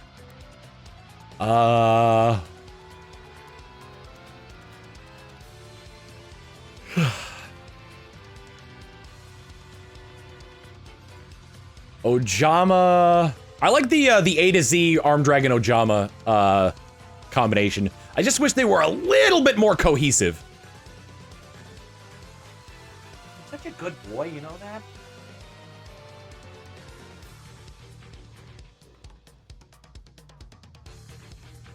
Because like part of the problem is that Oja Match, which is more or less a necessary combo starter, only works with the Armed Dragons, and Ojama Simulation only works with the A to Z machine monsters. Did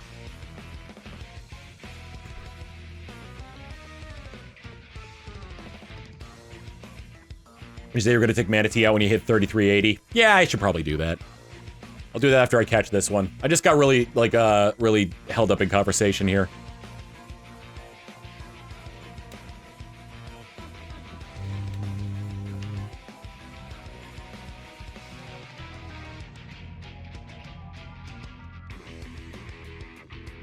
I tell you, Legacy of the Duelist is a lot easier when you're using your own deck. Although, man, the cards in that are outdated. So, like, I was looking to, like, spruce up my, my A to Z deck in that one, and I can't do it. The cards I need don't exist in that game.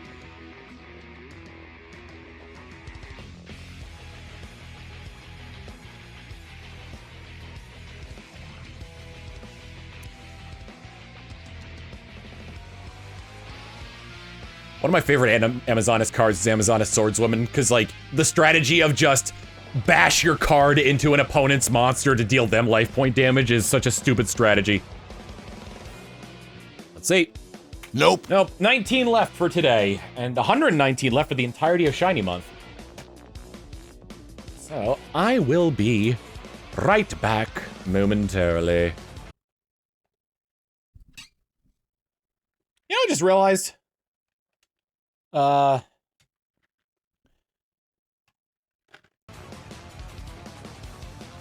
wonder if I'll still have an audience when I'm old as hell. Because I wonder if I'll get to, like, Abe Simpson levels of rambling. So I tied an onion to my belt, which was the style at the time. We didn't have white onions. We had to use yellow onions, which cost a nickel in those days. Fun fact, nickels had pictures of bees on them. Give me 5 bees for a quarter.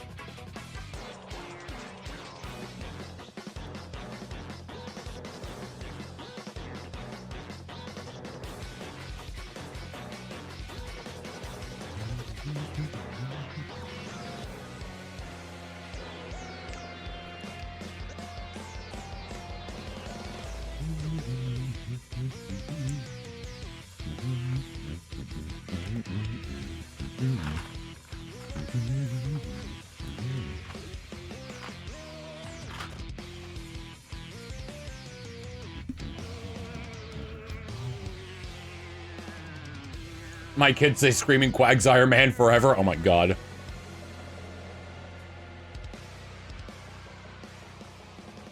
Two questions. How old are your kids and are you okay with them hearing the stuff that I say?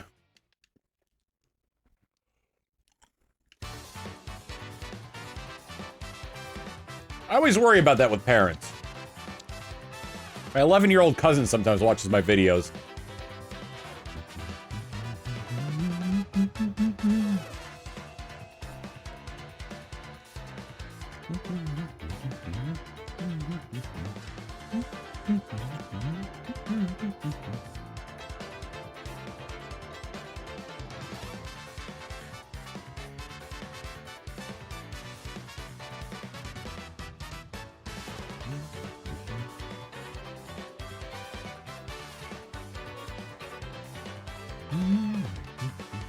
Nope.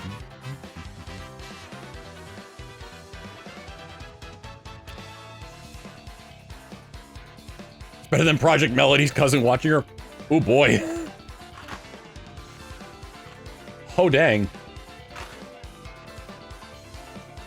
11 years old, turning 12 in 6 weeks. Don't worry, I filter everything they see on YouTube and Twitch. He hasn't seen everything you post. Thank you.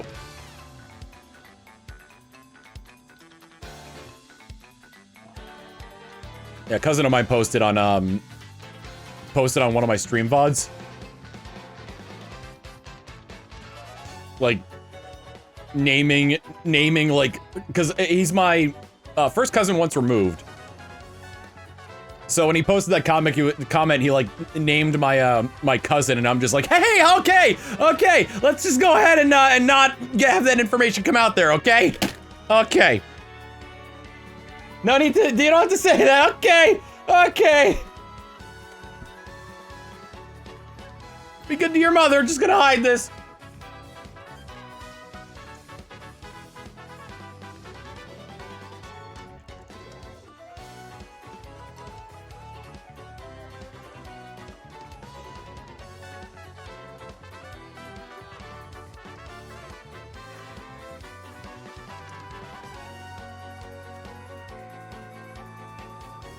I think I responded to him saying like, hey, thanks for watching. Are you sure your mom is okay with you watching this, and be good to your mother, kind of thing. Which I use the fact that I'm sort of like, already have, what's a cousin once removed? Removed means in terms of like generational. So he is my uncle's daughter's son. So his uncle daughter would be my first cousin. And my cousin's child would be my first cousin once removed.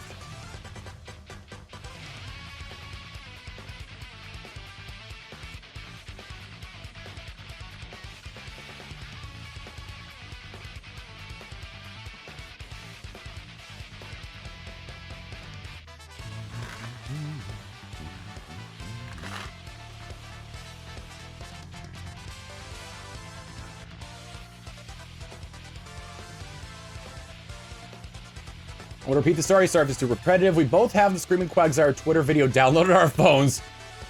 He has a Screamtail Pokemon card in one of his decks that he always plays Quagsire Scream whenever the Screamtails play. The kids in our local Pokemon League never tire of it. Oh, it's so sweet. Nope. I think you have told that before, but I very much enjoy hearing it, so thank you, Professor Azure.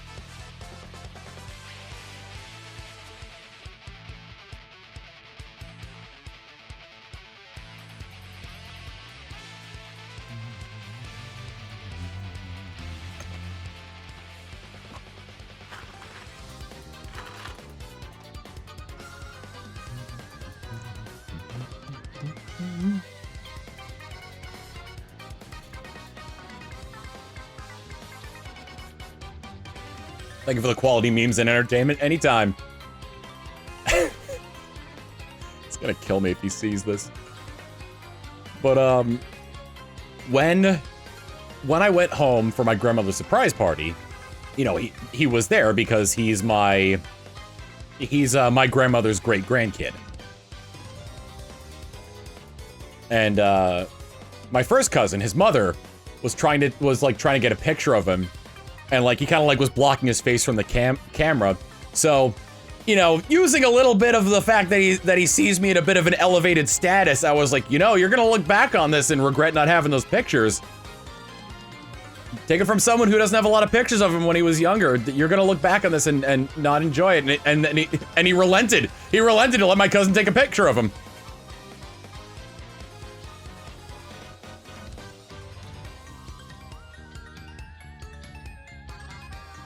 You're a legend at their local Pokemon League? Oh my god.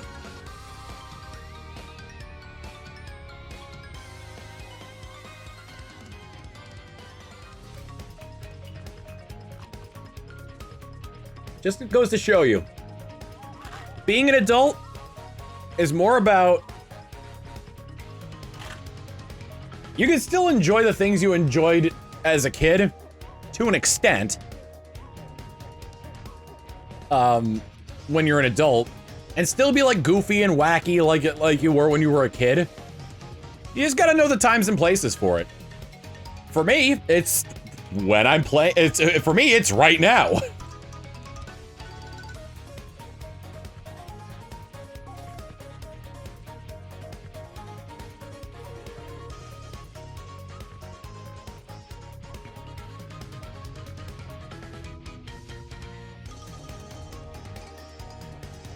I hated school so much when I was young, because I thought life was going to be a lot harder after it.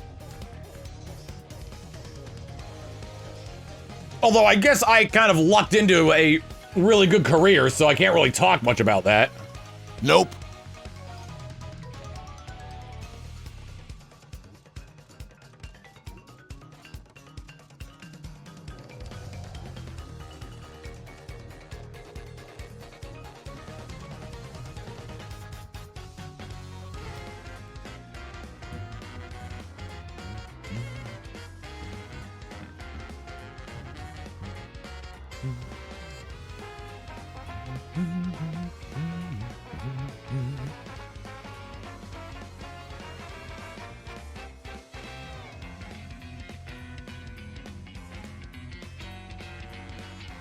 It's funny you don't see many competitive games that came out when, like...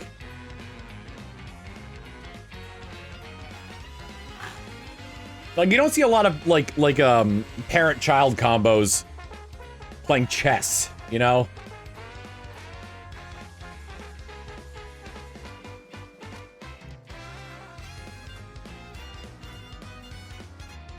But anyway, what I was saying before is just, like...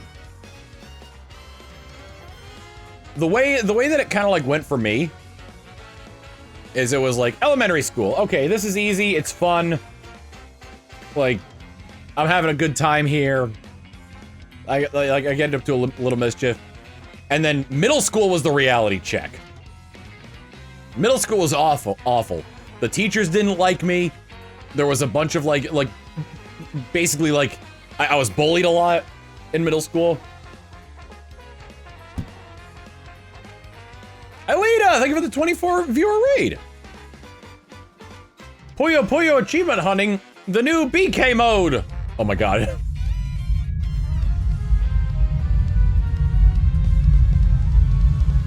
Bingo! Anyway, die. What have you done?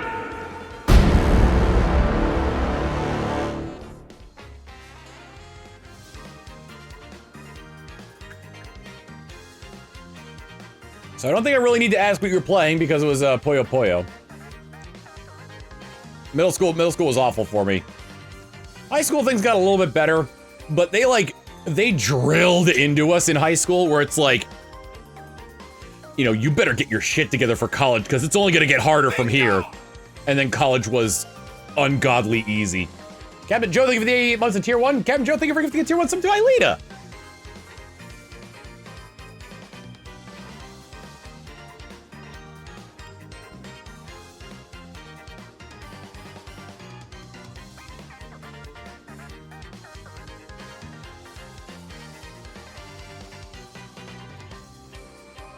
I was in a small middle school. I was in a small school district, which the advantage to that was there weren't nearly as many potential bullies out there. The bad side is everybody knew everybody. Nope.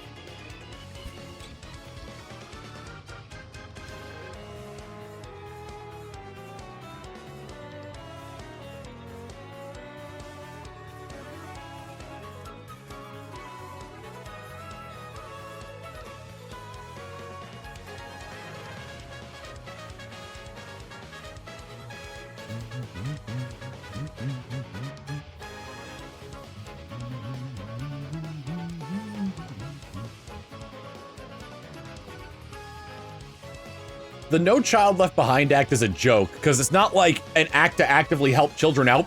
It's a threat against school districts who can't.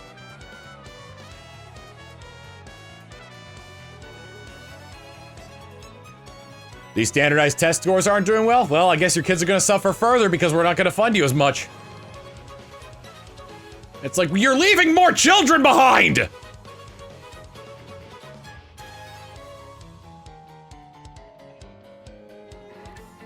That's a political tactic, though. Make it seem like it's good for the benefit in its title, so that way people don't actually read what it's about.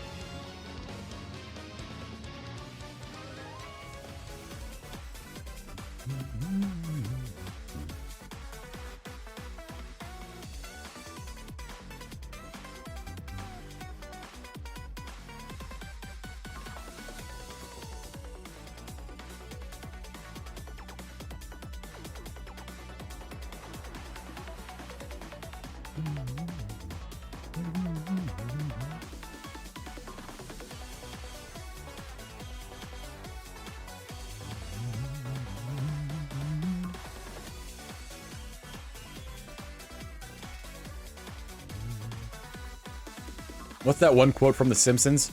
I believe that children are our future, unless we stop them now.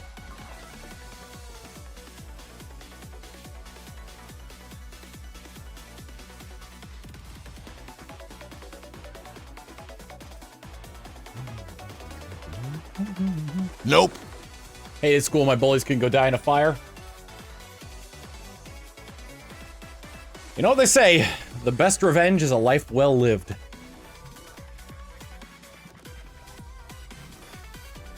They tried and failed to break you. Rub that in their faces. And laugh at their slightest misfortunes.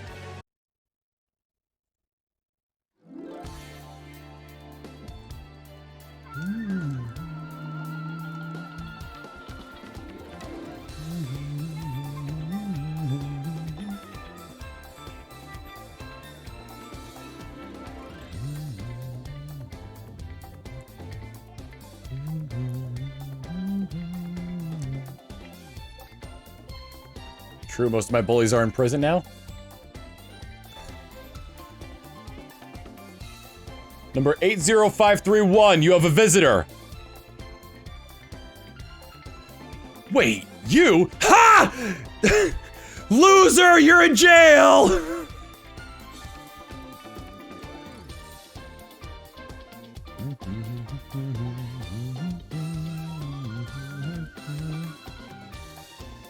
To actually get a little bit more serious, I have a bit more compassion for my bullies.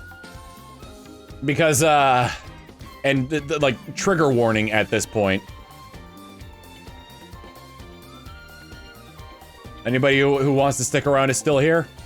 Okay. One of my bullies committed suicide.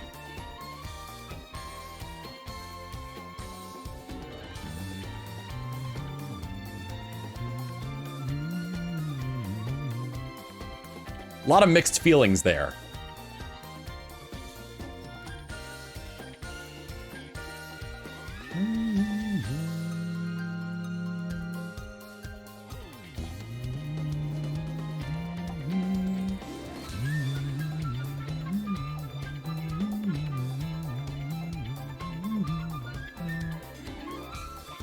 Rising Sun 98 with 32 months of tier 1 saying, it'll be shiny now that I'm here. I hope anyway. Well, with the name like Rising Sun, how could it not?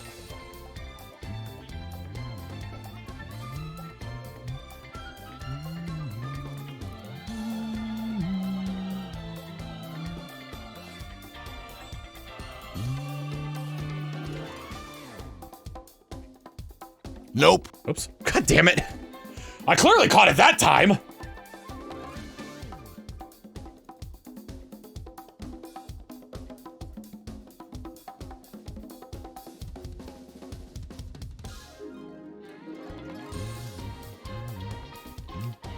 My nephew's in 8th grade, said he was going to prison. I said to him, prison is where you're forced into a...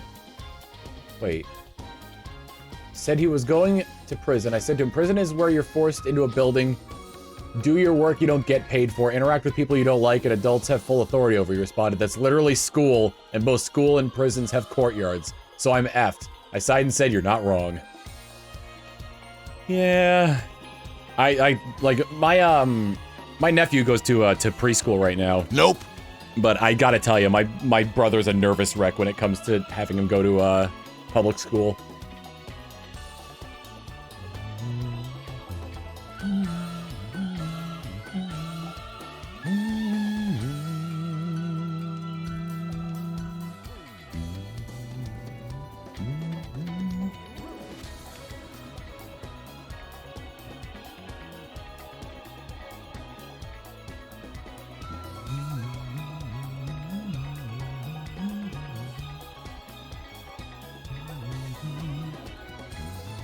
My nephew's going to prison.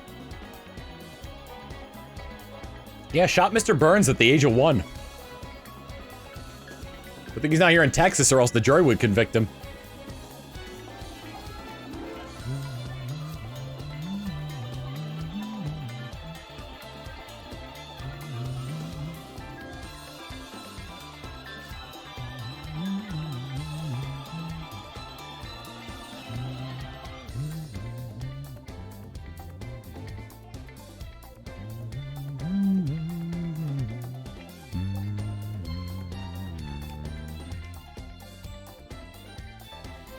You gotta weigh the pros and cons of homeschooling.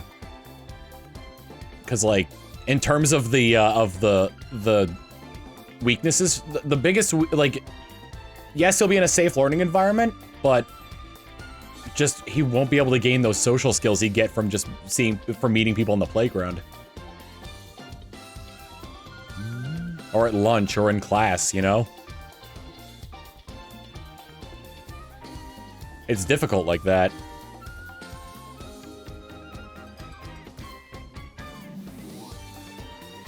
It's tough being a parent and a teacher at the same time as well. Because then you gotta be like... It's rough, because you have to be an authority. You have to be... There's gotta be like a separation between parenting and teaching. And it's hard to like... It's kind of difficult to be an authority over your student when they're also your kid, you know?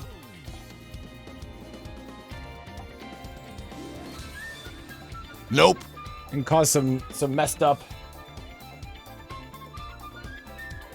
views on their parents and like an inability to socialize well with other kids.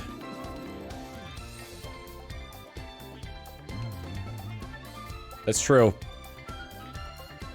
With homeschooling, you're also only learning what the parent teaches you.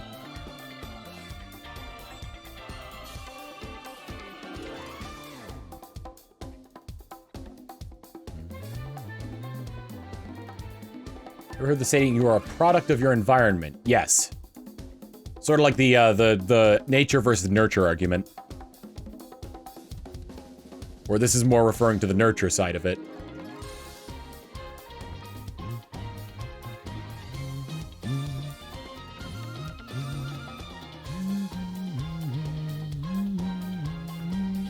Oh yeah, social media. I can't imagine the psychological damage kids nowadays have to go through with social media being so rampant. Your smallest mistake being put on display for the world to see. And would, like, definitely get out of, like, the purview of... And, like, has the chance of, like, escaping the purview of like, your local social media and becoming viral.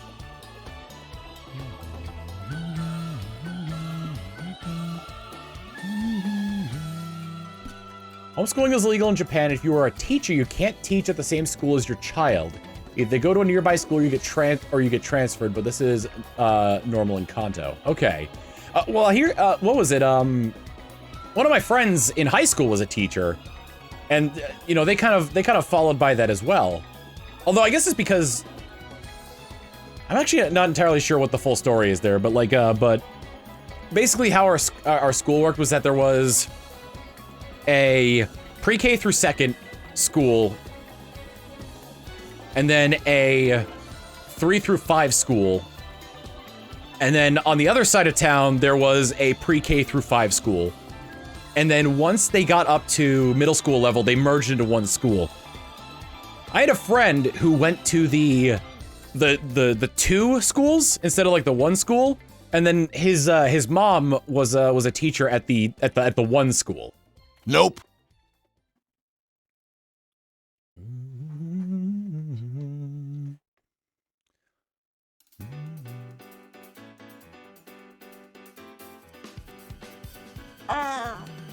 Goes on about saying, I went to special schooling for most of my education. From age 5 to 16, I was gifted enough to be let into schooling early, but was transferred due to a devastating tantrum and held back a year.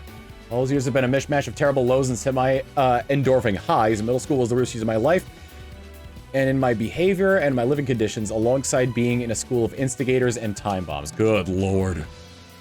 I'm sorry you had to go through that.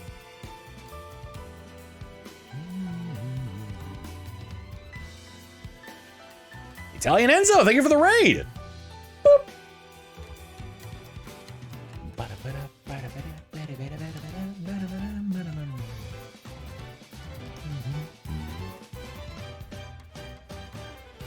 It's the same friend who does that one podcast.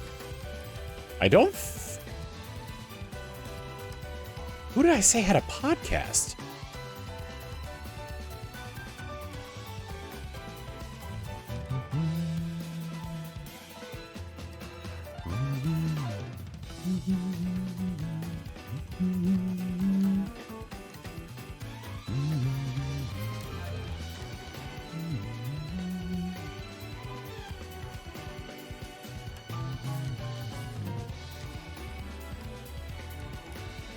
My brother and his wife will let their kids, like, watch TV, but sort of like in the same way that, like, we did. Not on a personal tablet. And they also don't use, like, tablets to occupy them either.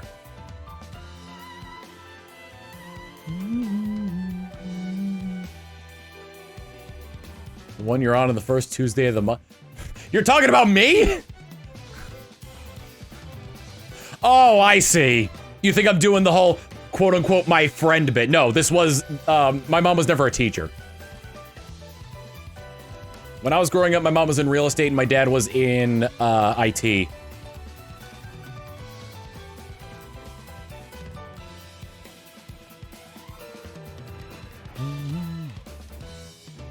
We always had a ton of computers around our place because of the work my dad did.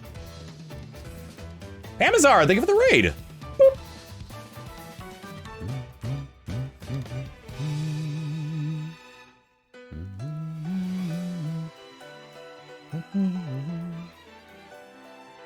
Emergence of all the algorithm-based kids shows worries me.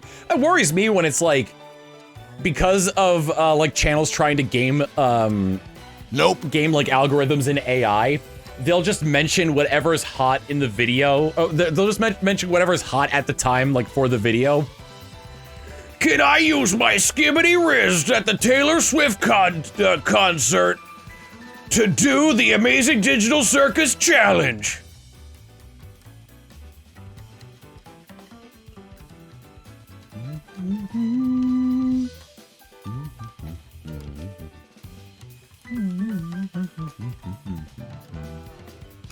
No cap!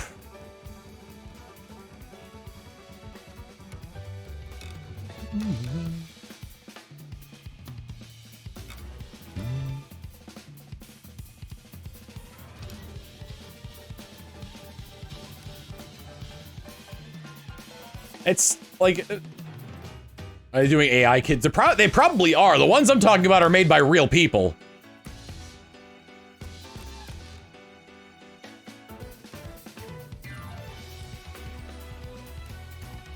Skibbity Riz Digital Circus Poppy Playtime Garden to Bam Bam FRFE.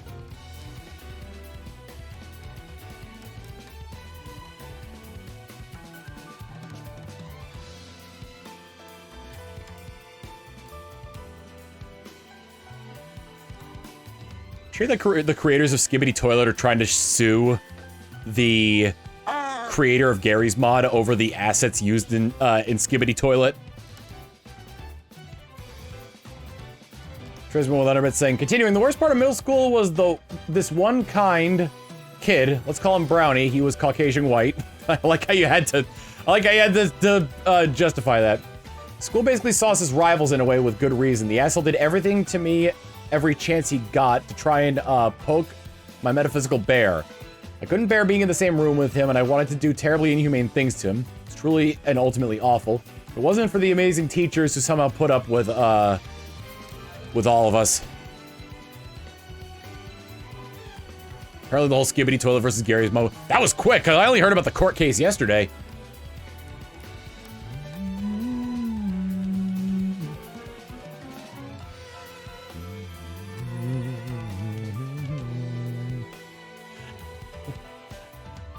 Listen, Valve is all for like the sort of like free use of their IPs and things like that. But that is a tiger I do not want to poke.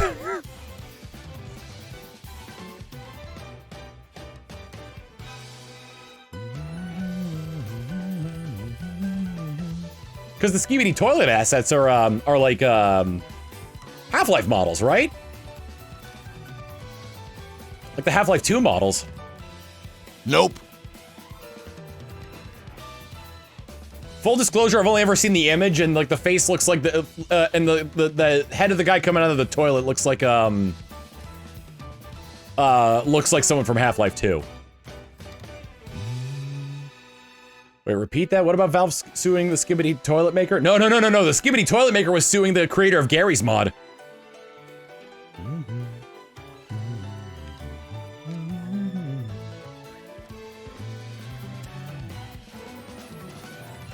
It's time for full life consequences.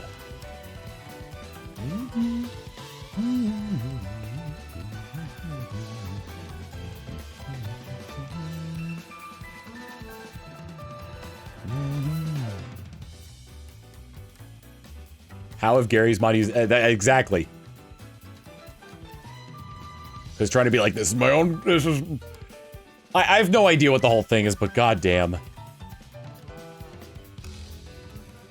It wasn't the creator based in the DMCA, it was someone from Michael Bay's team being really stupid. Oh my god. What the hell? Why is there all this Skibbity Toilet stuff on the program that Skibbity Toilet was made on? We're gonna sue them! I'm Michael Bay's team!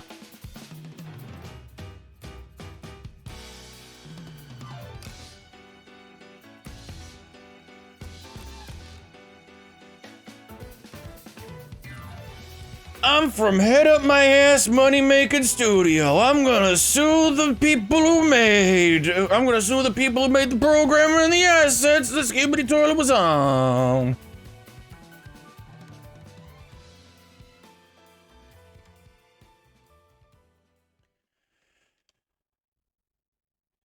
I see this is nothing but a positive win for us. Because this guy's a small timer, we could just sue him into the ground with many lawyers. I think this is a good idea.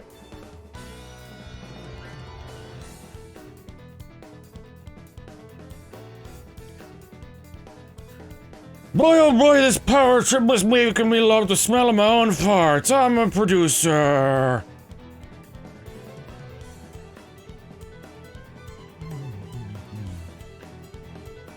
Careful, Tom. They apparently have a hair trigger on copying stuff in there, so your impression's on point.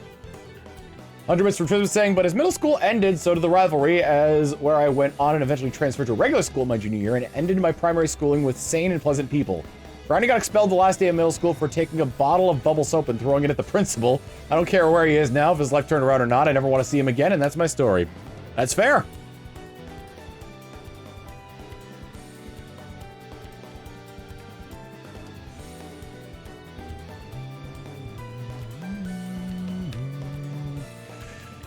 Don't you worry, creator of Skibbity Toilet. I know. Let Papa Daddy Morebucks help you out here because we need to make sure your assets are safe so we can make more money. That's how it's gonna go here at Big I'm Gonna Make Money Studios, because we can't let anybody infringe on our copyright. No, sorry, Bob.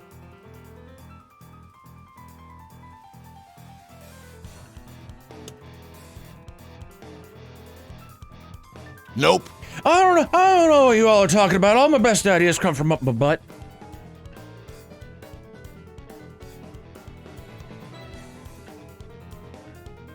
There's a phone in my colon lets me speak to my shareholders. They give me all the right advice. I should sue Gary.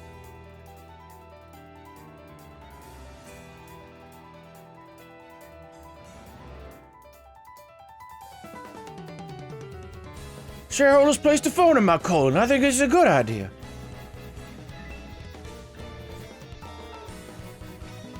Welcome to Infinite Growth Studios, where either we make money or we sue you. This is a bad person on the team speaking. How can I help you? Oh, hello, shareholder, ladies and gentlemen, and all those in between and beyond. What can I do for you today? Oh, you want me to sue Gary? It's simple. We just sue the Gary.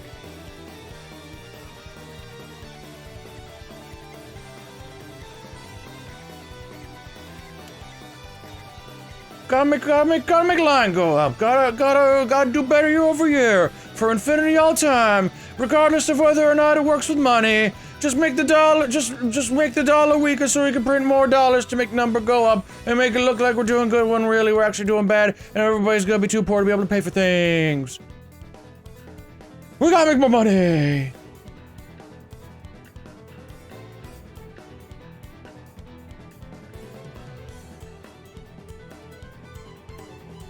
I need to buy a third private island.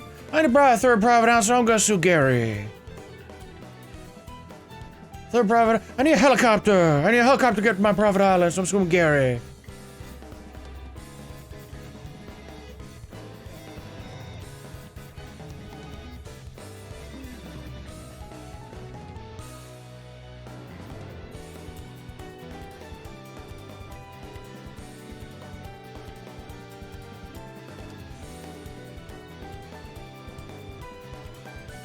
If you need me, I'll be up my butt sniffing my own farts and taking advice from my shareholders.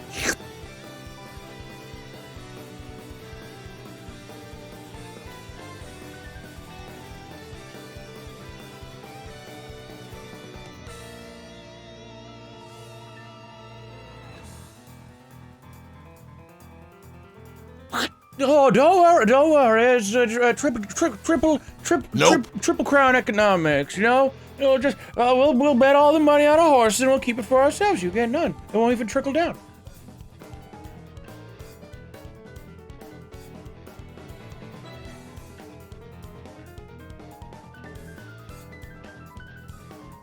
know, gross forever cancer cells. We'll make money off of cancer.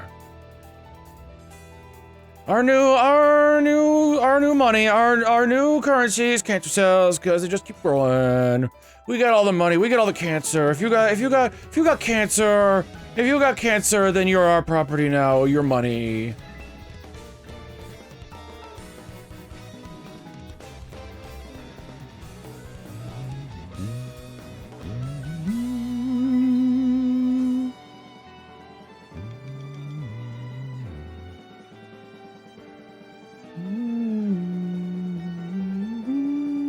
Imagine just joining the stream now. Tom, you're scaring me. What the hell did I miss since the end of Mario Party?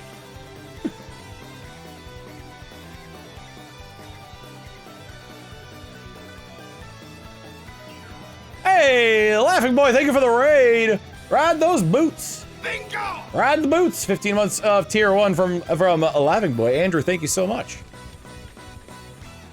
I'm shiny hunted. We got 7 left for the night.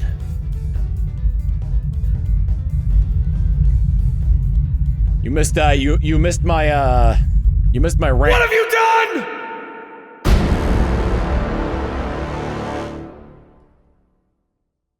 You missed my rant about the dude from about like someone from Michael Bay's team suing Gary of Gary's mod over the Skibbity toilet assets.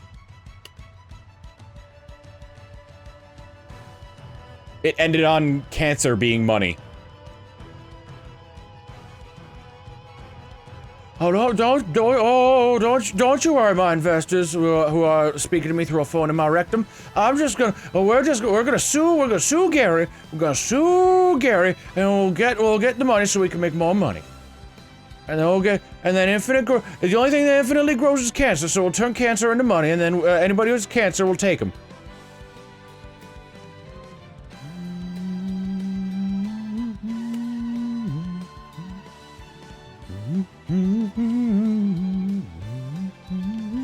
We're gonna get that, Gary. Nope.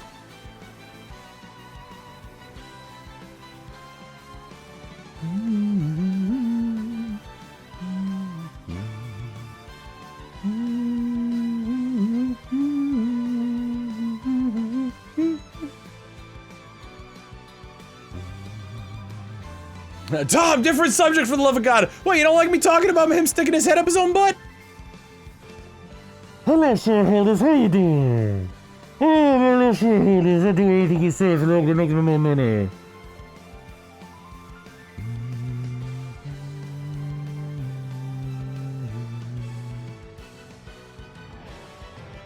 More the cancer thing?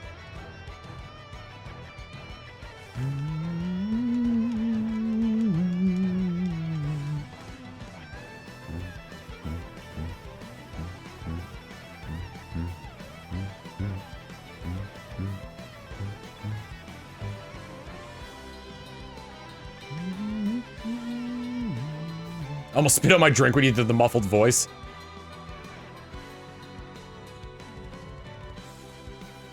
Ooh, yeah, I heard that Death Battle is went independent now.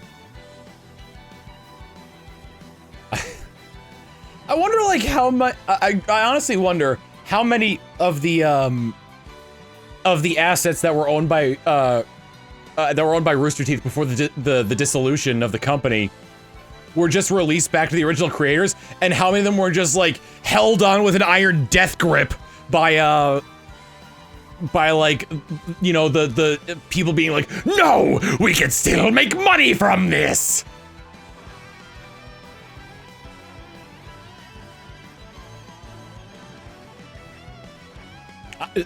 Ruby got given to a company, or Ruby got bought out by a company?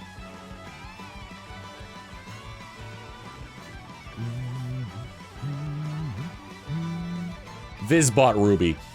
Has it been disclosed how much Viz bought Ruby for?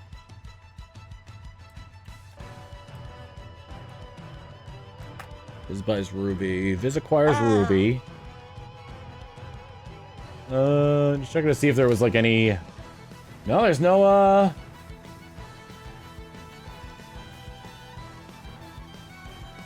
see. Nope. No mention of how much they bought it for.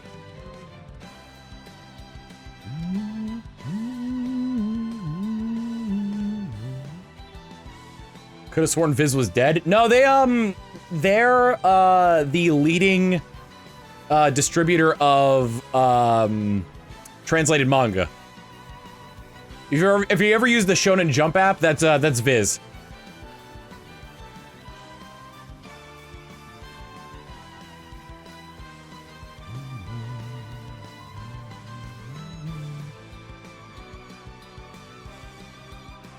Yeah, the biggest Western manga distributor.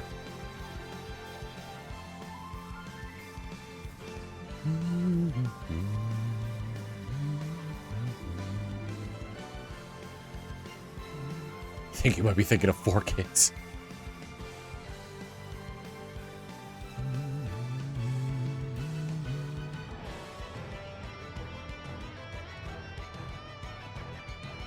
Montiel was a freaking legend. Yeah. Shout out to Carrie. Carrie Shawcross for still being, even like after all this mess, still managing to be the showrunner.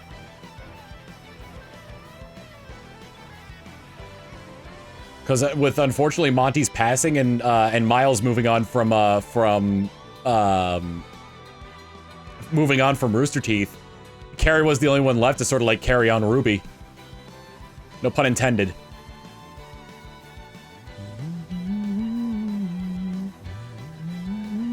Four Kids is the reason why Zoro is called Zolo in the translated translated mangas of One Piece.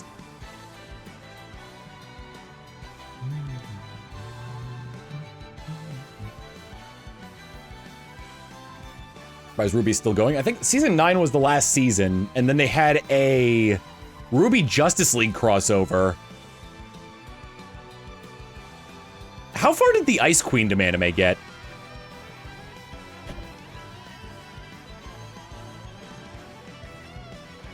I respect Carrie for wanting to finish what Monty couldn't. Yeah.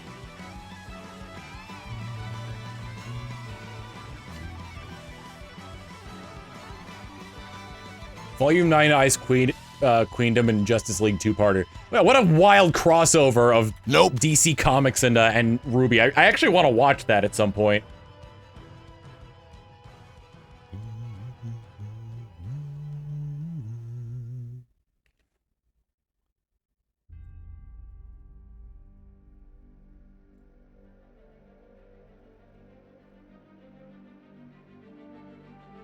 Don't worry.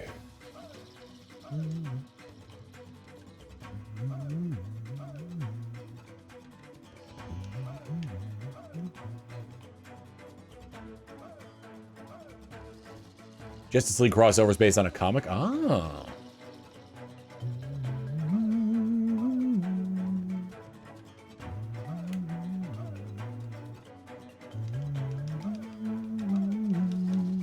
Yeah, the animation team was really overworked during that time. Because Warner Brothers does not respect animation!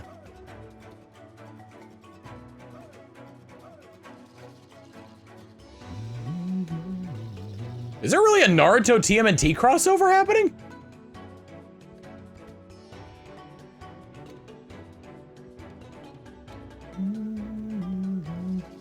That's awesome! That I want to see.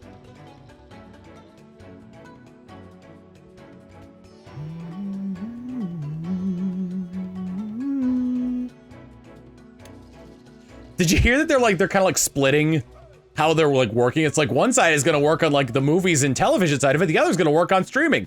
Oh, so exactly what you had before you merged with Discovery!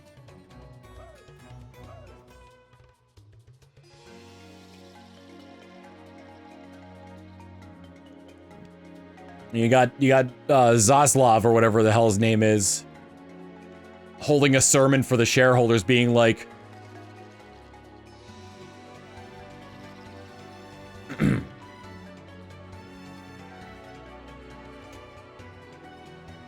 in the name of the dollar and the cent and the holy stock, cha-ching. A reading from the Book of Wall Street. The Dow Jones is up 7 points today. And those who have invested know the cautionary tale of purchasing stock when the price is going up. Praise be the currency. Buy on the dip.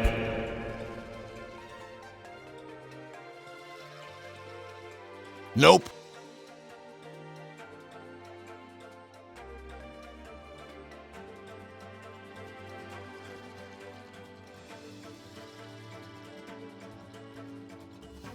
A reading from the Book of Tax Fraud.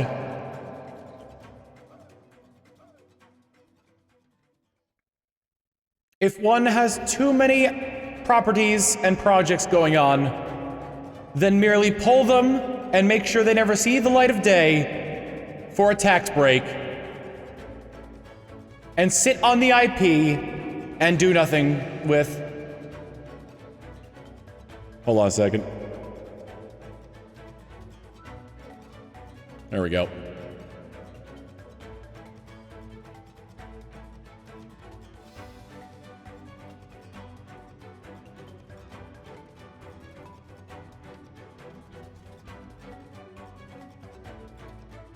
My children, sit on those IPs and do nothing. And let people cry online over the loss of their fake characters and the stories they get too invested in, because they are all little bitches who know not of the glory of the almighty dollar. Praise be to Wall Street.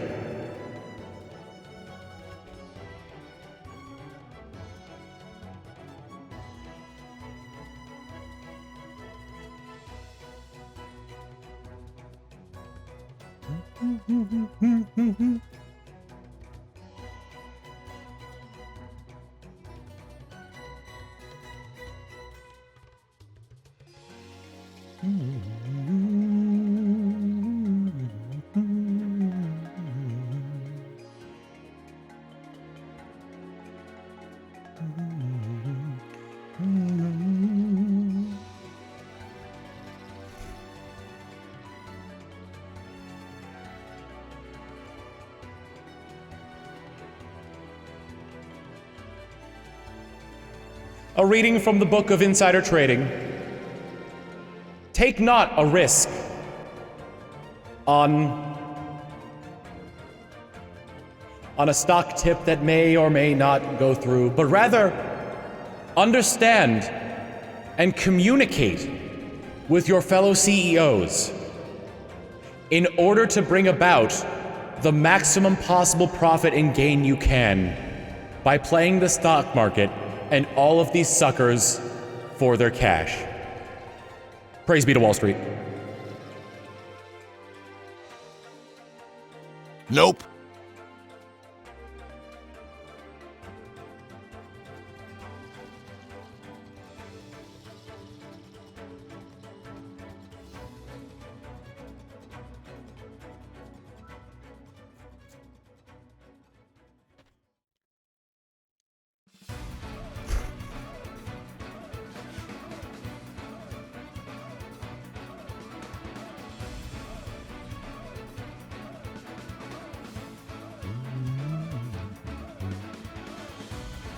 Oh my god, wait, I've got one more bit and then I'll stop doing this.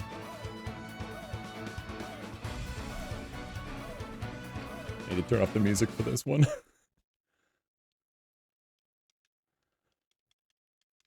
Oh my god.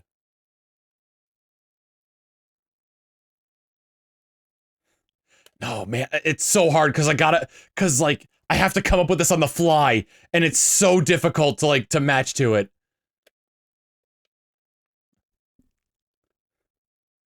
Wait, hold on, come on. Think.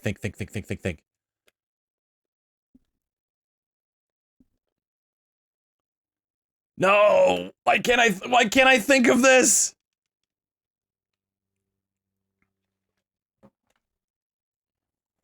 Hold on a second. Okay.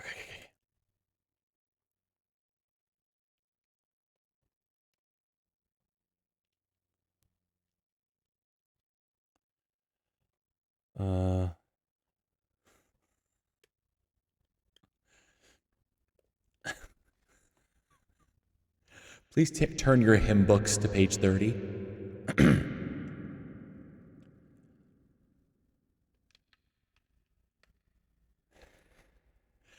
And he will raise you up like Dow Jones stocks.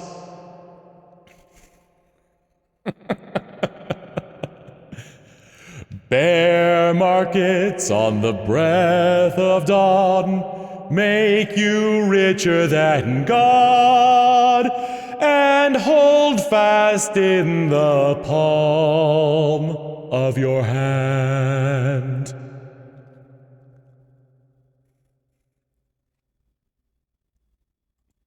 I'm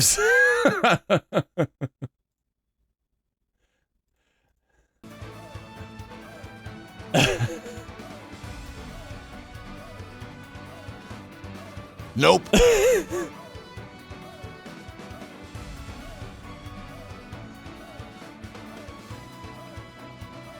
And hold my wallet in the palm of my hand.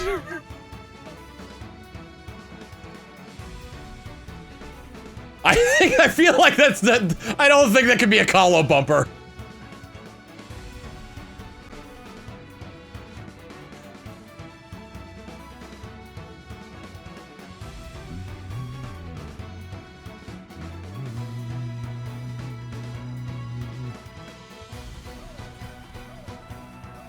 Not that variation of it, but fun fact, I did sing that song, I recorded that song, for my grandma so she could, my grandmother so she could, it could be played during her funeral. According to my mom, she loves it. She loves that and, the song Smile. What was it? And he will raise you up on eagle's wings, bear you on the breath of dawn, make you to shine like the sun, and hold you in the palm of his hand. That was a really hard song to learn, too. That and Smile, I think the song is called? Let me see if I could find it.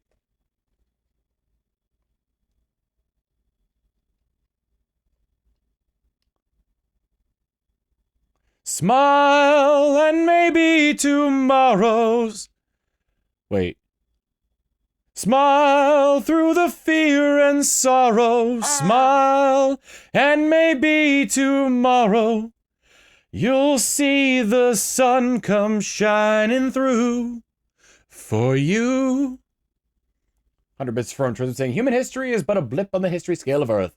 It has long existed before any of us and it survived 7 disastrous calamities. It will continue to exist long after we're gone before it eventually dies, as well as billions of years ahead. And in those vast years, the stocks and bonds and all the wealth in the world will have withered away with us as well. At least that's what my coping nihilism tells me. That's good, I like that.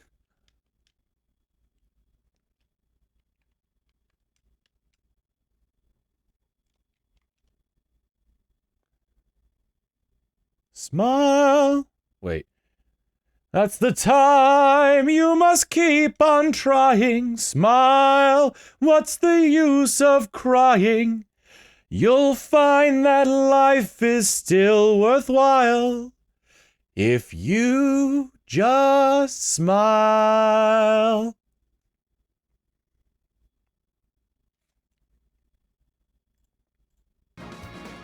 My grandma really likes that song.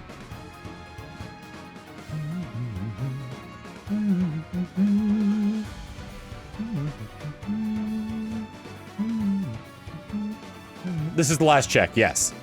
Nope. Damn it! Damn it! Alright. We got one more day of Shiny Month ahead of us.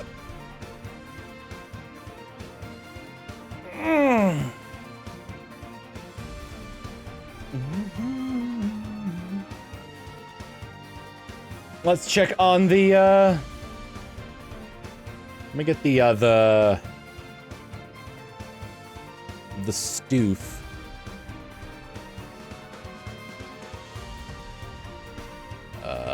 Wait.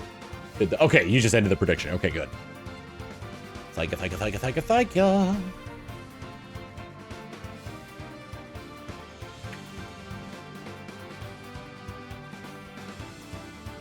A reading from the book of Pennies Saved, Pennies Earned. Anyway.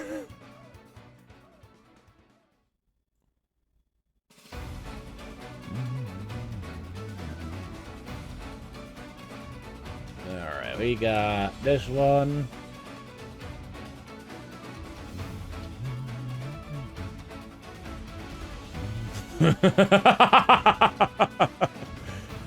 Oh my goodness, they make me laugh.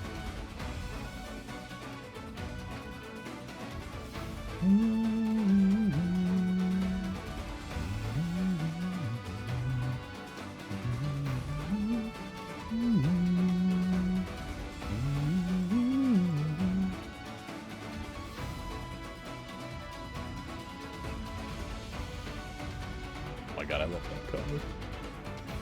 Holy shit.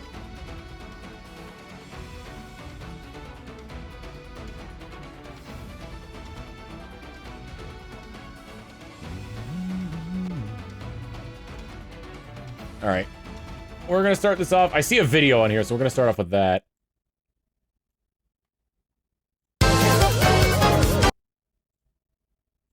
Oh my god. Who is this from? I'll say it afterwards.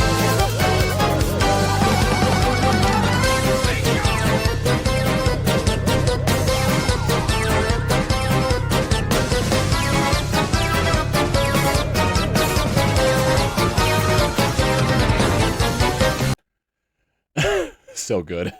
Starbloom Faye, thank you for the 47 months of tier 1. I appreciate that. Go back to intermission. Frank. That's from Trisman. Trisman 5.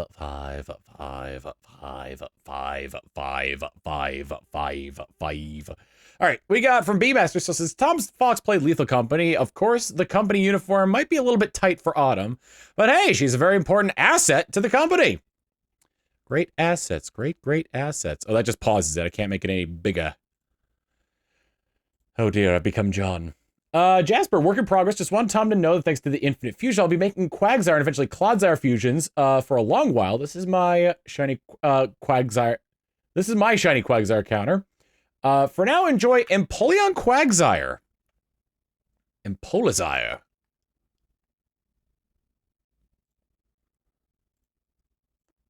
Next up from Nerd Art and Games, DB. Donkey Bong. Perfect. Jasper once again saying, and now a fusion featuring a Pokemon that is not an Infinite Fusion, but I'm making a Quag Dex including all the Pokemon, so why not? Meowstick and Quagsire. Meowsire. Next up from Private Butter. Because Stone Toad told ya.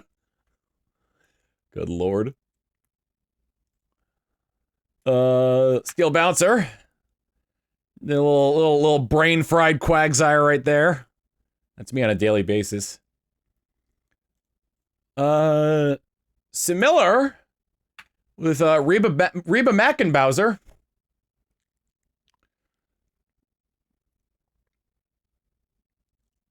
Fairy Fruit saying, I was gonna draw Donkey Bong, but I had a better idea. Oh my god, he's gonna eat a weed brownie. What chomp? Wow, Tom, did you just eat my forever weed brownie? It was the only way to... The what? I love that comic.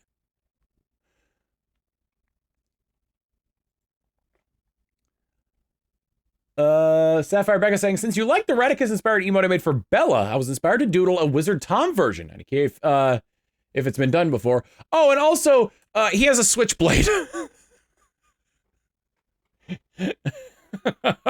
The yellow eyes are horrifying.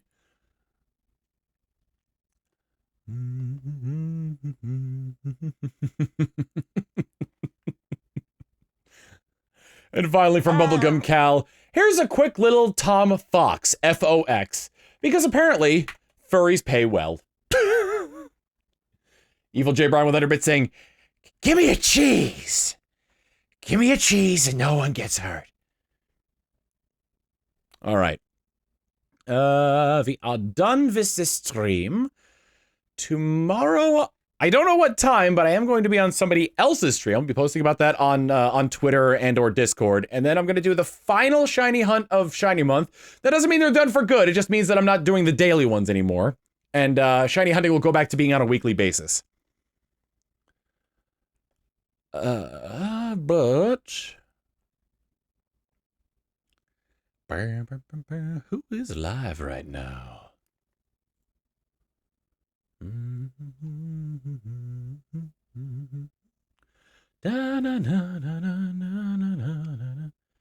How about this?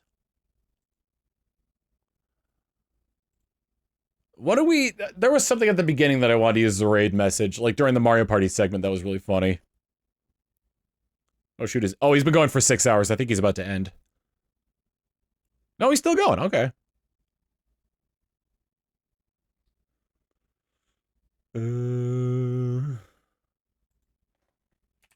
We'll just do the usual 3,400 Quagsire and counting. I don't know this guy very well, so I'd rather do one that's a little bit like...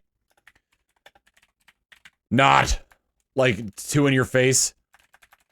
3,400 Quagsire counting. I'm gonna raid Barry. So give Barry some of that Dominus love, and I'll see y'all back here tomorrow for more shiny hunting. Later.